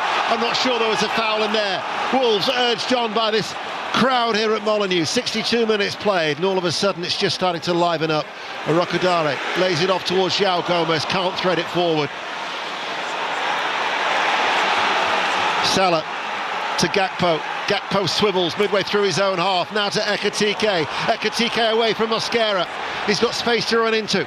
Left-hand side of the penalty area, still 0-0. 63 minutes played. The angle is tight. Ekitike across the face of goal. That could have easily been an own goal by Krejci. He got something on it. He's lunged into it in the 6-yard box. And then it was saved by Sarr, who throws it out. But the game has definitely picked up in tempo. All of a sudden, we've got a game to commentate on. Yeah, here we go. We suddenly got what we wanted.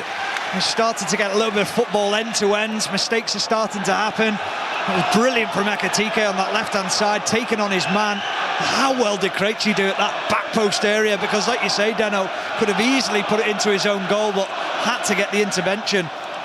Newport County are now leading the 10 men of Tranmere Rovers by 2-1. Not only will they come off the bottom of the table, they will actually go out of the 2 relegation spots at the bottom of League Two. So Newport, as it currently stands, move 22nd. Barrow and Harrogate drop down, and Harrogate now are bottom of the Football League, albeit by a point, as Newport with that goal from Cameron Evans with 2 minutes remaining. 64 minutes played, and Robertson and Ngumoa are going to be coming on for Liverpool. Talked about the bottom of League Two. Here at the top, Angus Patterson watching Bromley.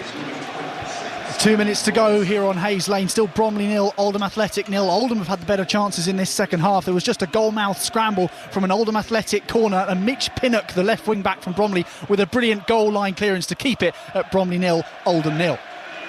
So the 2 changes are Robertson for Kirkes at left-back, and Rio Ngumoa, Liverpool's youngest ever goal scorer, who's now 17, comes on to replace Gakpo. So he's playing on the left. He's certainly fired up Liverpool and made a real contribution when he replaced Salah recently at Nottingham Forest on the right. But he's replaced Gakpo, who will have to wait a little bit longer for that milestone of a half-century of goals in the red shirt of Liverpool. So there's a double change being made by Arne Slot with some 25 minutes remaining. I think that'll please the Liverpool fans to see him on the ball. Straight away he's in the game. And Ngumoa, and he wins a corner as well. He's got no fear, Dano. He's got absolutely no fear. Loves taking players on, and if I was a fullback behind him, if I was Andrew Robertson, I'd just give him the ball and say, if you lose it, you lose it, but be positive losing it. Take the man on, and when you say lose it, you might get a corner or a throw-in. Corner taken quickly. McAllister gives it back to Szoboszlai, back to McAllister. McAllister passes the ball. Salah hits it first time. He's skied that. He's hit it left-footed, just inside the penalty area on that right-hand side, and couldn't keep it down, and it will be a goal kick. And aside from the scare for Wolves early in the second half, where Gakpo denied Jones almost on the goal line, who tried to chest it in, and then it came back off the crossbar and away from Kirkes. The only other effort that Liverpool had was in the first half, Szoboszlai's 40-yard effort that was a comfortable save from Sarr. Yeah, and there was the other opportunity when Ekitike fired it across goal, and good defending from Krejci. It was a brilliant ball across, and it looked like it was going to be a simple tap-in for McAllister at the back post, but for great defending.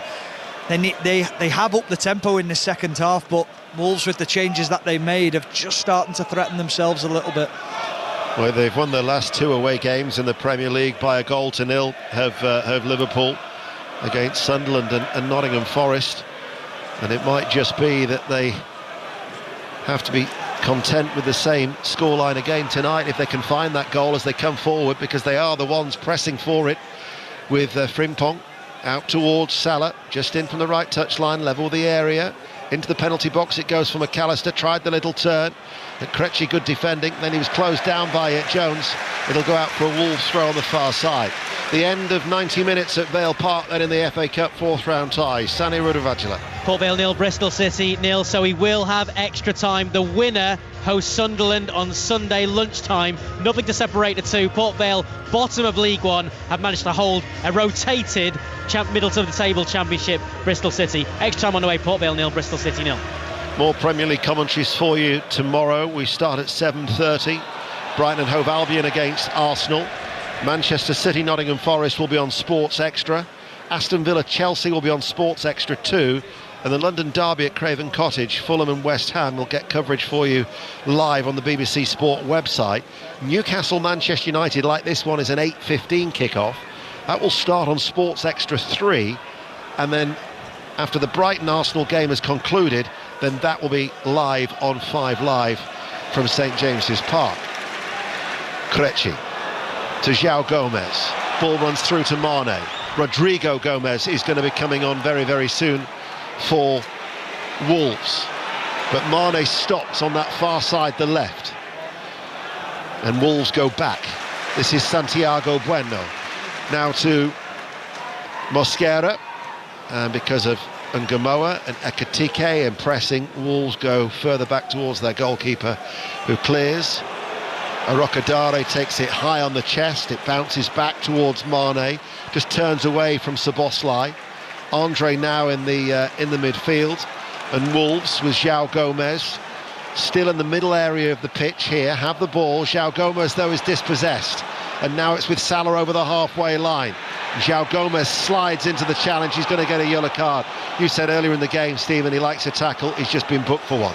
Yeah, just a little bit late on Mohamed Salah. Again, that overplaying in that midfield area, a little bit of overconfidence. McAllister pinched the ball, Salah runs away, and he didn't have a choice there, Gomez. He had to try and play the ball, but just went through the back of Salah's calf and committed the foul and picked up the yellow card.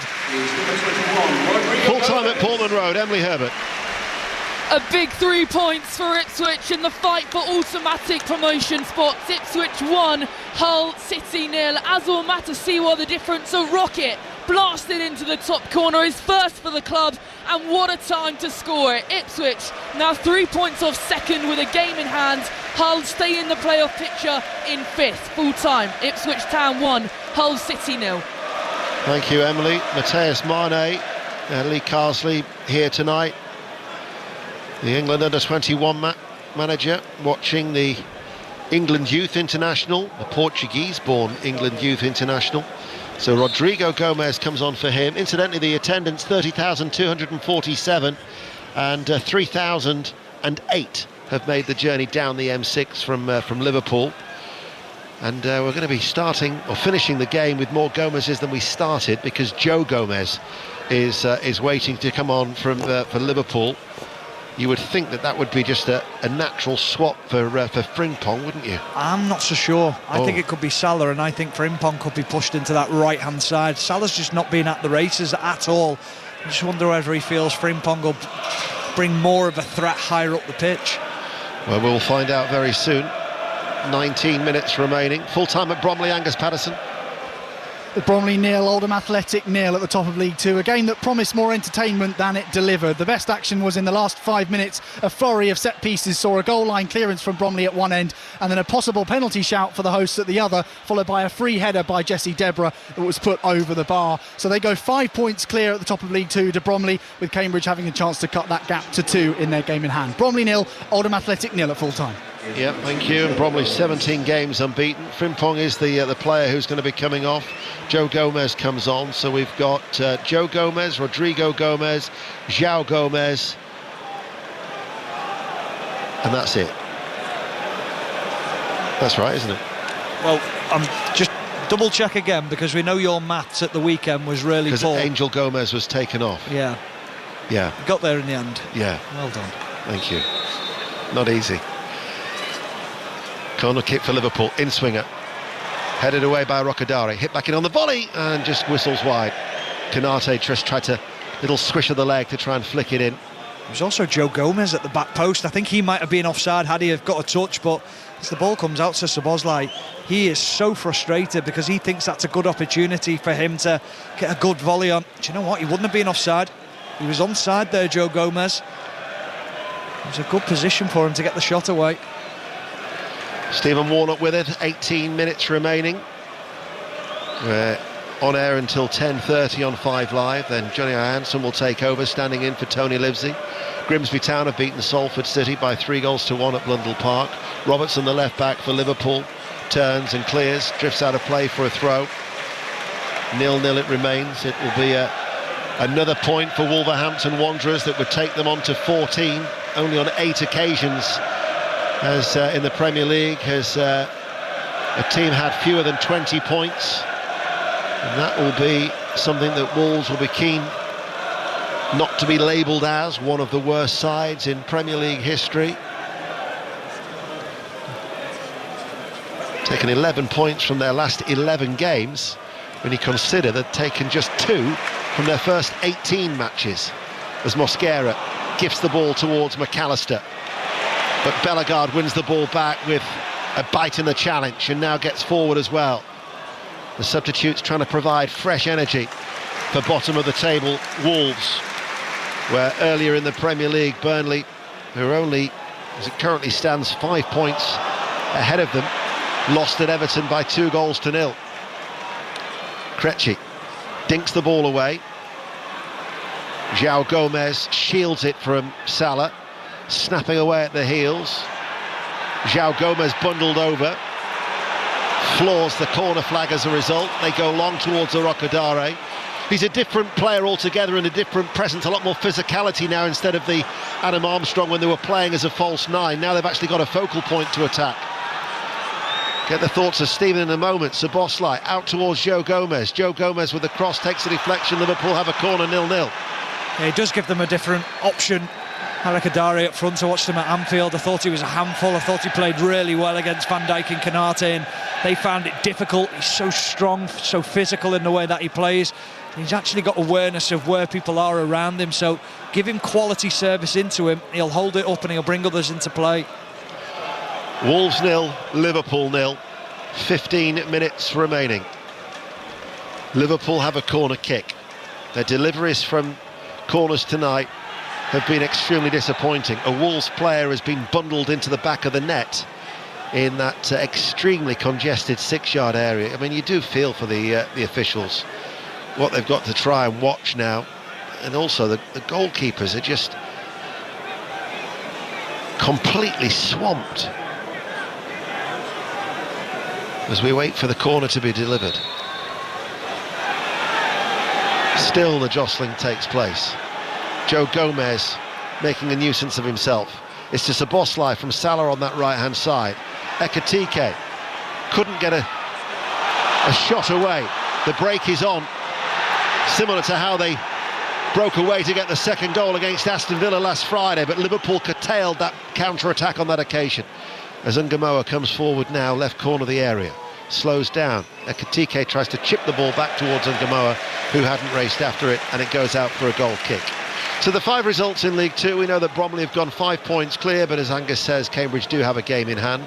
0-0 at home to Oldham Athletic. Newport County beat Tranmere by 3-1 in the end, so they're out of the bottom 2 as a result. Walsall 0, Fleetwood Town 1, Chesterfield 3, Colchester United 0, and Grimsby Town, they beat Salford City by 3-1. I'll give you the League 1 scores in a moment's time,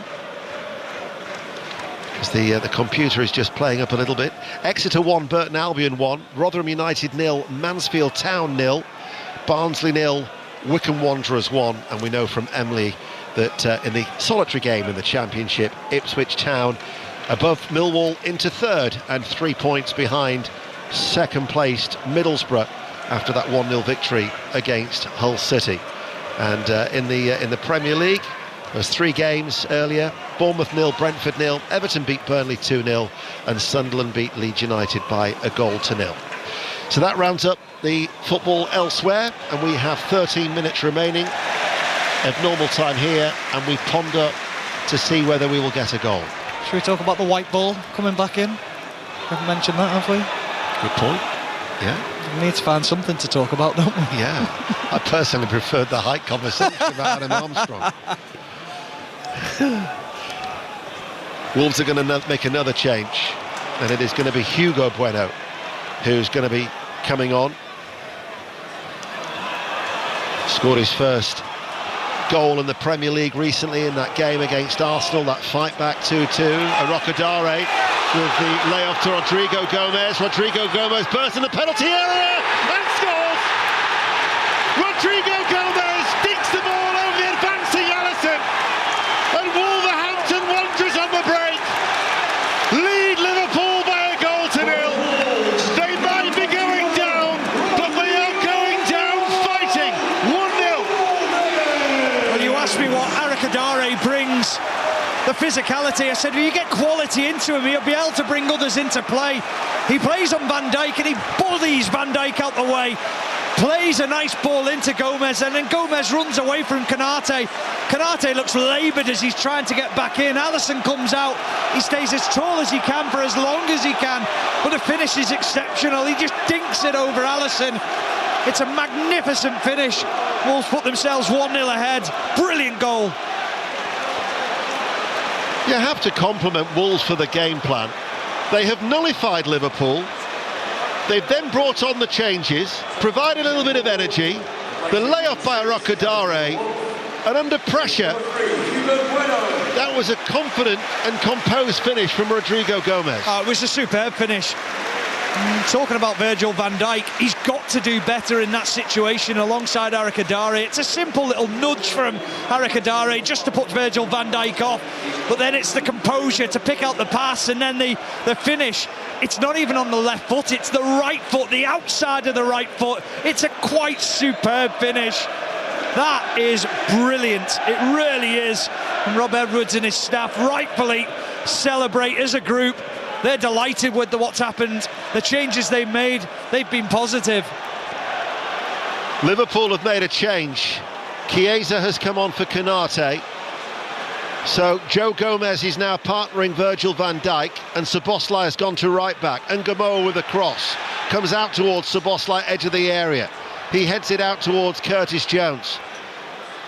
Liverpool have just not created any worthwhile opportunities apart from that. And Gamoa he's hit hits the post. What a save. He almost got his first goal in the Premier League. He waited for it to settle. Through a crowd of players right-footed, he's hit it. And it's come off the base of the left-hand post. Liverpool now trying to send in another cross when it's turned behind. Stephen. Yeah, brilliant from Gamoa. Just opens his body up almost Henry style, tries to bend it into that far corner. It's a brilliant save from Jose Sarr, tips it onto the post. What a very good save that was by Jose Sarr. First time that he's been extended tonight. And what are we in the 80th minute? Wolves lead. Corner kick for Liverpool. In it goes to a crowded area. Still hasn't been dealt with. Eventually Krejci tries to hook the ball to safety. Rodrigo Gomez, the goal scorer, dispossessed by Szoboszlai. All of a sudden now Liverpool are playing with a lot more urgency as they look for an equaliser. What a dent this would be to their hopes of Champions League qualification. Rodrigo Gomez with a goal 12 minutes from time. Robertson with the cross, and the header loops wide by McAllister.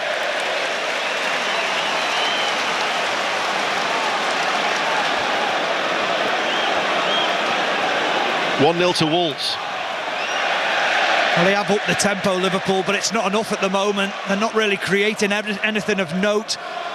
It's a good save from Sarr, but you'd have expected him to make that save from Gamoa. It goes through a couple of players, so it is a decent enough save. But that tempo, where's it been? Why hasn't it been there from Liverpool? 9 minutes remaining. And what a contrast to the mood and the feel of Molineux. from just a few weeks ago. That toxic atmosphere has been replaced by more of a buoyant feel, because they can see that their side now are actually competing, as Chiesa throws himself to the floor and João Gomes comes forward. What a fine few days this could be for Rob Edwards, claiming the scalp of Aston Villa last Friday, and another side in the Champions League could be beaten as well. In fact, their last 4 Premier League wins have all been to 0. As Salah comes forward now, Chiesa back towards Salah, but the hunger and the desire levels for the Wolves players to get back and to stop that attack, you know, that's what the Wolves supporters can associate with. The work rate, the commitment. And they're seeing it now from these players. They've got something to protect. Bellegarde. Oh, he's given it straight towards Salah. Salah running forward. Salah enters the penalty area. Salah scores! Liverpool are level, and Mo Salah ends his goal drought. 10 Premier League games without a goal. It's over, and Salah has brought level 1-1. Well, we wondered where the goal was going to come from. It comes from a mistake from Bellegarde, one of the substitutes. It's a lazy pass. It's a pass that he doesn't need to make, a mistake he shouldn't make, but Mohamed Salah capitalises on it. And the one thing he does is he doesn't cut inside on his left foot. He goes down the outside, and then he hits across the ball with his left foot. He catches Jose Sarr by surprise. It's a really good finish from Mohamed Salah. I think Jose Sarr will be disappointed. I think it's just the speed in which Salah takes the shot on. Yeah, I think he should save it, but Salah won't care. Liverpool are back in it, and he's got his goal. Certainly has. He's had to wait since, I know he was away with the African Cup of Nations with Egypt for a period, but his last goal in the Premier League was against Aston Villa at the start of November, and the Wolves lead lasted 5 minutes. However, they've got a throw on this near side, the right, and Mosquera is going to take it. Sarr did get something to it, but it beat inside his near post. It's a long looping throw. Van Dijk heads it away, and Salah now wants more goals, and he's easily dispossessed Andre, who stopped playing. Andre just stopped to look for the referee, and the counter-attack is on here. Salah to Szoboszlai. That was an excellent intervention. It was Hugo Bueno who stopped it, because otherwise Liverpool were in on goal. Oh, that's massive from Hugo Bueno. He does exceptionally well, because he makes a decision to narrow off. We'll come back to it. We've got a game of football breaking out. Arukadare couldn't get there. What a mad game for so long. It was a tepid affair, and yet now it's like a basketball game. It's stretched, it's open. And if it's like this on Friday, I'm just coming in for the last 20 minutes. I mean, this has just come to life. The substitutes have helped that change. The atmosphere's picked up in here, but the goal that Wolves scored has changed Liverpool's outlook on the game, their approach to it. Now they're committing players, now they're having to take people on and try and find a way back into the game, and now try and find a winner. Wolves 1, Liverpool 1. Match of the day highlights tomorrow. They'll just fast forward to about the last 15 minutes. Corner kick on that far side. Wolves playing from left to right. It's an outswinger. Comes off the back of the head of Gomez. Picked up by Ungamoa. Ungamoa holds on to the ball now towards Chiesa. Joe Gomez, that is, got something caught in the face, but he's able to continue as Andre wins the ball in the midfield for Wolves. Mosquera wants the ball played round the back. Mosquera gets it. Mosquera then goes for goal, but the angle was tight, and in the end he shoots straight at and lifts it around head height to Alisson, who throws the ball down into the ground for Ungamoa, who's able to come forward and just try to cut on the inside of Andre, but there was Rodrigo Gomez to win it back. And now all of a sudden we've got an entertaining game to watch. Now you're being tested, aren't you? You've got to step up. Here is João Gomez. João Gomez couldn't keep his effort down. Shot on the run, right-footed, just outside the D. Off target, goal kick, 1-1. You can do your job now, can't you? Because you don't have to make things up about height and try and find things to talk about, because the game has come to life. We're suddenly finding that the teams are attacking each other and having a right good go. Don't worry, I've worked it out. You're an inch taller than Adam Armstrong, let it go. Yeah, very true. I can't believe the Wolves fans are leaving. No, I can't. I mean, it'll help getting home and it'll beat the traffic a little bit easier, but no, why would you leave at this point? If you'd left in the first 70 minutes, I'd have understood that. It's the best part of the game. 3 minutes remaining, one apiece. Joe Gomez, Chiesa lays it off. Szoboszlai, central area forward of the centre circle. Robertson, midway through the Wolves half, out towards Ngamoa. Left-hand side level with the area. Does a couple of step-overs. Little flick there with the right boot. Ekitike to his right. Ekitike 25 yards out from goal. Joe Gomez, I thought he was going to shoot from distance. Instead, he's forced Salah out wide. And Salah wasn't expecting it there. It was a good 2 yards in front of him, and it's gone out for a Wolves throw deep inside their own half. It's Wolves 1, Liverpool 1 with 3 minutes remaining. Incidentally, in that FA Cup fourth round tie, Port Vale, Bristol City, they've reached half-time in extra time. Sonny. Get goalless here, chance of this is embarrassing, and some boos from the away fans. Dissatisfied the Championship side are being held by bottom of League One into the second half extra time. That's coming up. It's Port Vale 0, Bristol City 0. The Sunderland supporters will be buoyant after travelling in their hordes from Wearside down to West Yorkshire after that 1-0 victory at Ellen Road. Will be listening intently to see who they'll play at the weekend in the FA Cup. You'll have all the coverage on BBC Radio 5 Live. Here is Szoboszlai to Robertson. Starting, of course, with a repeat of this game on Friday night. Ngamoa doing all the little tricks, the step-overs, left-hand side of the area, and then gifting the ball away. Tries to win it back, but Andre's able to run clear for Wolves, and the break is on. It's 5 against 3. The red shirts are desperate to get back. This is Rodrigo Gomez, enters the area looking for a second. The Liverpool players in the end blocked it. Listen to the noise inside Molineux. Under 2 minutes remaining. Wolves pick it up once again. Bellegarde, look for the return ball, cut out by Curtis Jones running back. Ngamoa, the teenager, leaves it now for Joe Gomez. Wolves weren't wanting to press Liverpool at that stage on the edge of their own penalty area, and Liverpool have played through them. And Ekitike, cynically pulled back. Ekitike's reacted angrily. But Santiago Bueno, we've now got a flare-up, was beaten by the way he was just rolled by Ekitike. He cynically pulled his red shirt back. It's a clear yellow card. He wouldn't let go of him. And you can see why Ekitike is livid. I totally understand why he's so frustrated, but from a defensive point of view, you're not conceding a goal. Brilliant turn from Ekitike. He just spins round the corner, receives it on the inside of his foot. He sends Bueno the wrong way, but Bueno just says, well, you're not going anywhere. You've done me, so I'm going to pull you back. I'm not going to let you get away. You can understand why Ekitike is so furious, but I'm not sure what the Wolves players are jumping in so... It was Andre who bounced in, wanted to cause a problem. Well, quite rightly, Santiago Bueno has been booked by referee Thomas Bramall. He actually went down holding his face, and I'm sure that VAR would have just had a look at that to see whether there was any violent conduct from Ekitike. I'm not too sure whether Ekitike was booked. The yellow card has now been put away by Thomas Bramall. Don't think so. I think it was just the one yellow card that was shown, and Liverpool have got the free kick. That was certainly from the Uruguayan international, one where you're taking one for the team. Absolutely. 6 minutes of stoppage time, which we're now into. So the 90 are over, 6 minutes to be added on. One apiece. Szoboszlai with a free kick to Salah. Salah hits it in first time. And Arokadare tumbles as the ball goes behind for a Liverpool corner over on that far side. They're in extra time at Vale Park for that fourth round FA Cup tie. Port Vale 0, Bristol City 0.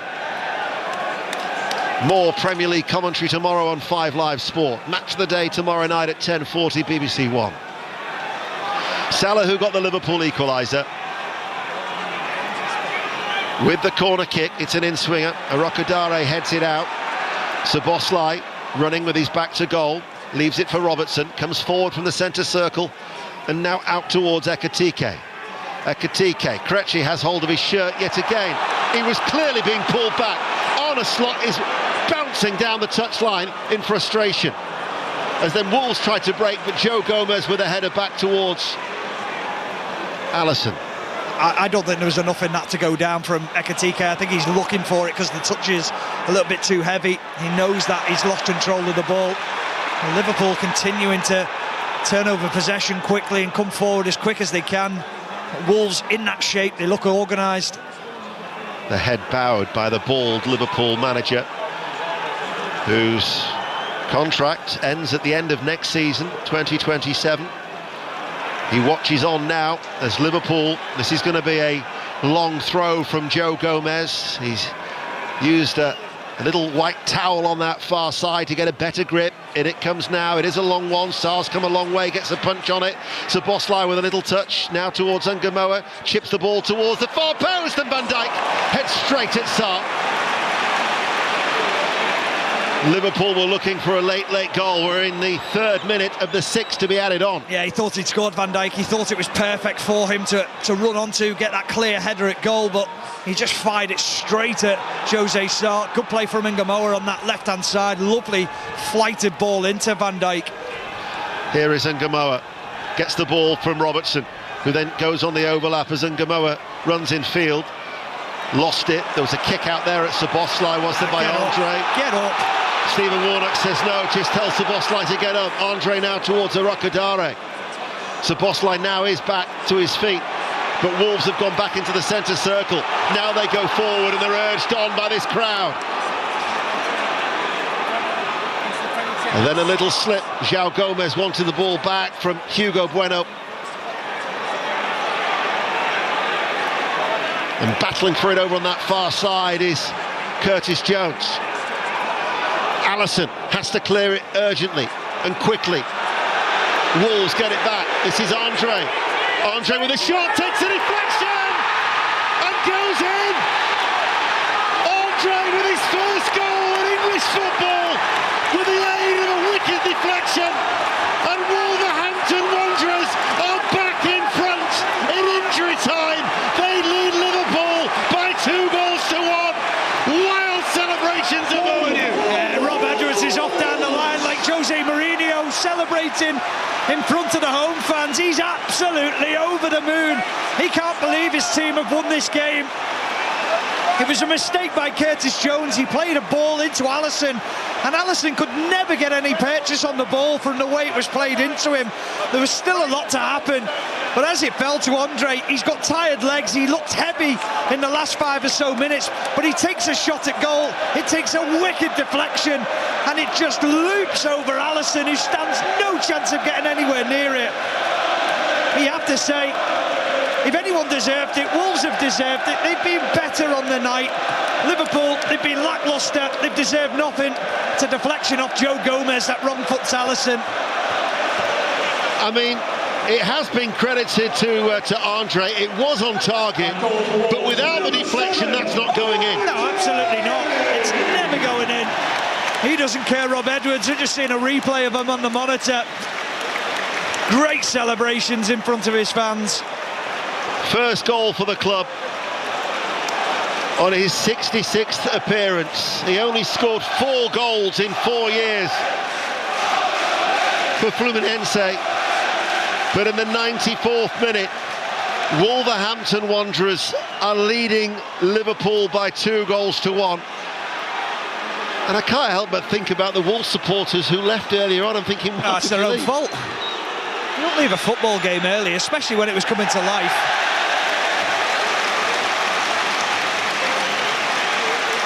They might be listening anyway. Arne Slot is in the ear of the 4th official. He's moaning about Szoboszlai.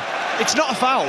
It is not a foul at all. Liverpool have been soft all night. McAllister, Szoboszlai, they've been going down far too easily at times. Well, I questioned in commentary, was it a foul? And all I could hear was you going, get up, get up, get up. Definitely not a foul, and there was one before with Ekitike as well. The deadlock has been broken, incidentally, at Vale Park. Sani Radravajala. Port Vale 1, Bristol City 0. He's been trying it all night. Rounds the keeper. Ben Waine gets it in. We've got just a few minutes remaining. Port Vale 1, Bristol City 0. They would be at home to Sunderland at the weekend in the FA Cup 5th round. Wolves, bottom of the table. They've only had one win in 16 against Liverpool in all competitions. But they're leading 2-1 as Liverpool are on the attack. Here is Chiesa with a rising drive. I've got to say, the last 15 minutes have been excellent in terms of entertainment. Absolutely, really enjoyed it. But it's not been enough from a Liverpool point of view. Just listen to that noise, though. This place is electric when it gets going. This is the momentum that Wolves are looking to carry on into the Championship next season. Hugo Bueno is fouled and he gets a free kick, and I tell you what, it'll give them a boost ahead of the FA Cup tie here on Friday too. Yeah, it certainly will. Just think of Liverpool's record against the three teams down the bottom end, the three teams who got promoted, then you take Wolves into consideration as well. It's not been good enough all season from them. Drop points against the teams that are at the bottom end of the league. Liverpool fans have left in the droves. They're not happy with what they're seeing from their team. No. Well, they were unconvincing against West Ham despite the 5-2 victory at the weekend. They've been uninspiring tonight, and Wolves, when they've actually conceded, are going to get their first win in 30 Premier League games since they beat Tottenham 4-2 back in April. Because they are very, very close. We've been playing now, we're in the 8th minute of added time. They're leading by 2-1. The cameras are trained on Rob Edwards. He goes across to shake the hand of Arne Slot. Bottom of the table, Wolves, with back-to-back wins against Champions League qualification chasing sides Aston Villa and Liverpool. Molineux is rocking. They've beaten Liverpool by 2-1. Deserved victory as well overall. Organised in the first half, tough to play against, and then credit to Rob Edwards. His team were under pressure for around about the first 10-15 minutes of the second half. He made the changes, he brought 3 substitutes on, then he added a couple more just after that.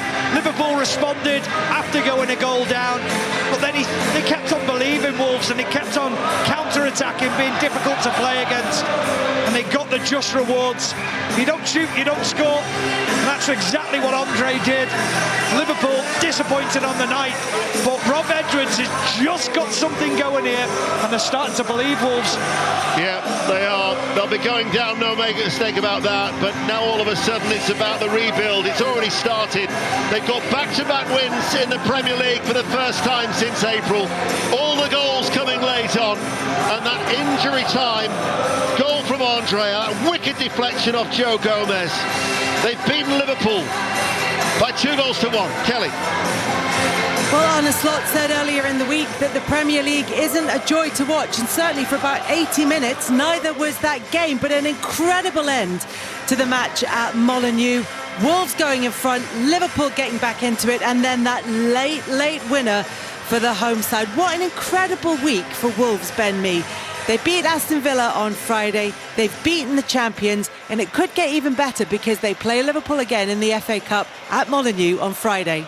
Yeah, credit to those Wolves players, credit to Rob Edwards there. I think the substitutions made a real big impact in that game. The last 20 minutes they were magnificent, and obviously got the goal, which set the game alight really. Liverpool came back, and Jose Sarr made a really good save onto the post. Probably should have saved the goal as well, I felt, but the first save was magnificent, and then to go on and win the game after losing a goal to come back 1-1, fantastic for them. And yeah, it's a good atmosphere there when it gets going. Also with us, of course, Stephen Warnock and Ian Dennis are at Molineux. Deno, it wasn't much to write home about in terms of your match report for the first, 80 minutes? And then it caught fire. It did. I mean, Ben's just talked about the substitutions. It gave Wolves a lot of energy. Their game plan worked to a T. They nullified Liverpool. They played with a false 9. They were hard to break down. Liverpool, all the possession, didn't really create anything. They brought the substitutions on. Arokadara gave them a little bit of a focal point, and it was his layoff towards Rodrigo Gomez who got the first goal with 12 minutes remaining, racing away. Good composed finish, little dink finish over Alisson, and then Salah 5 minutes later, after a Bellegarde mistake, I know Ben's saying as well, as Stephen did, that Sarr should have made the save in his near post. That came from a Bellegarde mistake that gave Liverpool the equaliser then 5 minutes later. And then just that shot there from Andre. First goal for the club, first in English football, wicked deflection off Joe Gomez. And all of a sudden now, when you think that Wolves had collected 2 points from their first 18 games, they've now taken 14 points from their last 12. Back-to-back wins in the Premier League for the first time since April. And you remember, Kelly, the mood around Molineux a few years ago, completely transformed now. And the last time the bottom place Premier League side beat the reigning champions, October 2017, when Crystal Palace beat Chelsea at Selhurst Park.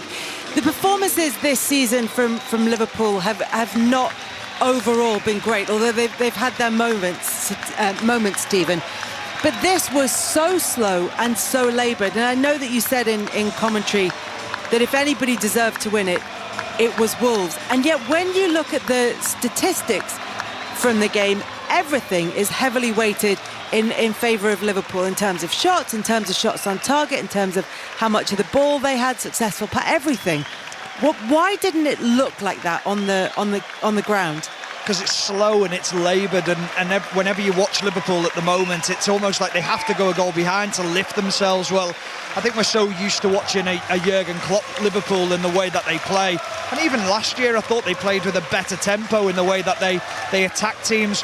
This season, it seems like they want to control the ball more, and it just allows teams to get set. I think if you're playing against them, I think if you can get back into position quite quickly, it's not easy to play against, but it's easier. But the chances that they created, I mean, there was probably 4 of note that were decent chances, but I still look at it and think Ngamoa's opportunity. What else was there? I'm struggling to think. There was the one with the corner on the right. It was flicked on at the near post. Yeah, but it's a corner. It's nothing in open play, is it? And that's the thing. Is that a lot of it is. Yeah, that was a good opportunity, but I don't look at Liverpool and think, God, they're hard to play against. Whereas last year they were, and under Klopp they were, but at the moment they seem a little bit soft. There's a softness about them, and I mean, I don't know what Ben thinks, but I'd enjoy sort of roughing them up a little bit at the moment if I was playing against them. There seems that element where every time there's a tackle, they're looking round and wanting a little bit of protection from the referee. And when you see that, you think, nah, we've got them here. Well, you felt Szoboszlai was like that, didn't you?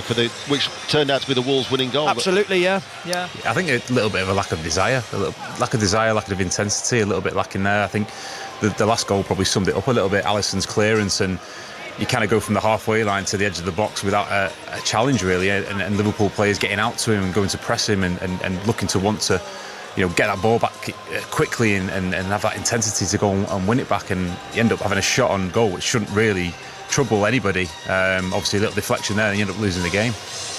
The question that Stephen was asking as well of him, or saying about himself and asking of you, was, would you enjoy that? Would you enjoy going in and being physical against a Liverpool side who are, as you say, possibly lacking in desire or in commitment to the game?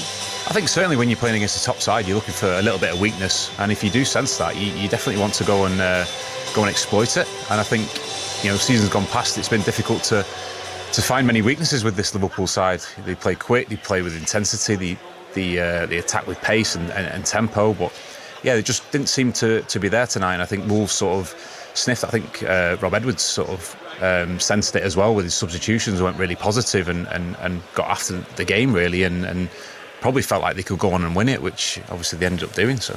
Yeah, in spectacular fashion as well. In terms of substitutions, the introduction of Curtis Jones at half-time seemed to make a difference for Liverpool, Stephen, and also bringing on Rio and Ngamoa, who Liverpool fans want to see more of in games. It brought back a little bit of that pace around the box that Ben was saying that Liverpool are capable of, but didn't show in most of the game this evening. Yeah, I think Curtis does that well. When he gets himself advanced beyond midfielders, he's got great passing, but he passes the ball at speed. I think the Liverpool fans are a little bit critical of him at times for holding on to the ball too long at times, and there is elements of that, but when he does play quickly, he's so hard to play against because he sees things so quickly. It's just sometimes if players are on the same wavelength wavelength as him, and that's a worry. Ngamo was always going to come on and lose the ball at times because he's a little bit young and naive, and I think sometimes you feel like you can just take everyone on like you can in youth football, and it's not quite like that. So he'll learn. It's a great experience for him tonight to understand how tough it is to play against a team who's battling at the bottom end of the league and fighting for everything. But I'd be more worried about Cody Gakpo, about Mohamed Salah. I know Salah got his goal tonight, but he was very quiet in the game. Ekitike was starved of any service. And my biggest concern with this Liverpool team is the midfield area. Gravenberch is nowhere near where he was last year. McAllister is nowhere near where where it was last year. And they were arguably Liverpool's two most important players last year. Everyone looks at the goals that Salah got, but they controlled that midfield. And when we talk about the team being hard to play against, McAllister's turnovers in possession last year was incredible. The amount of balls that he won back, but also as well, the way he controlled the pace of the game. This year, those two have really struggled in midfield, and if you struggle in midfield in the Premier League, it's very, very difficult.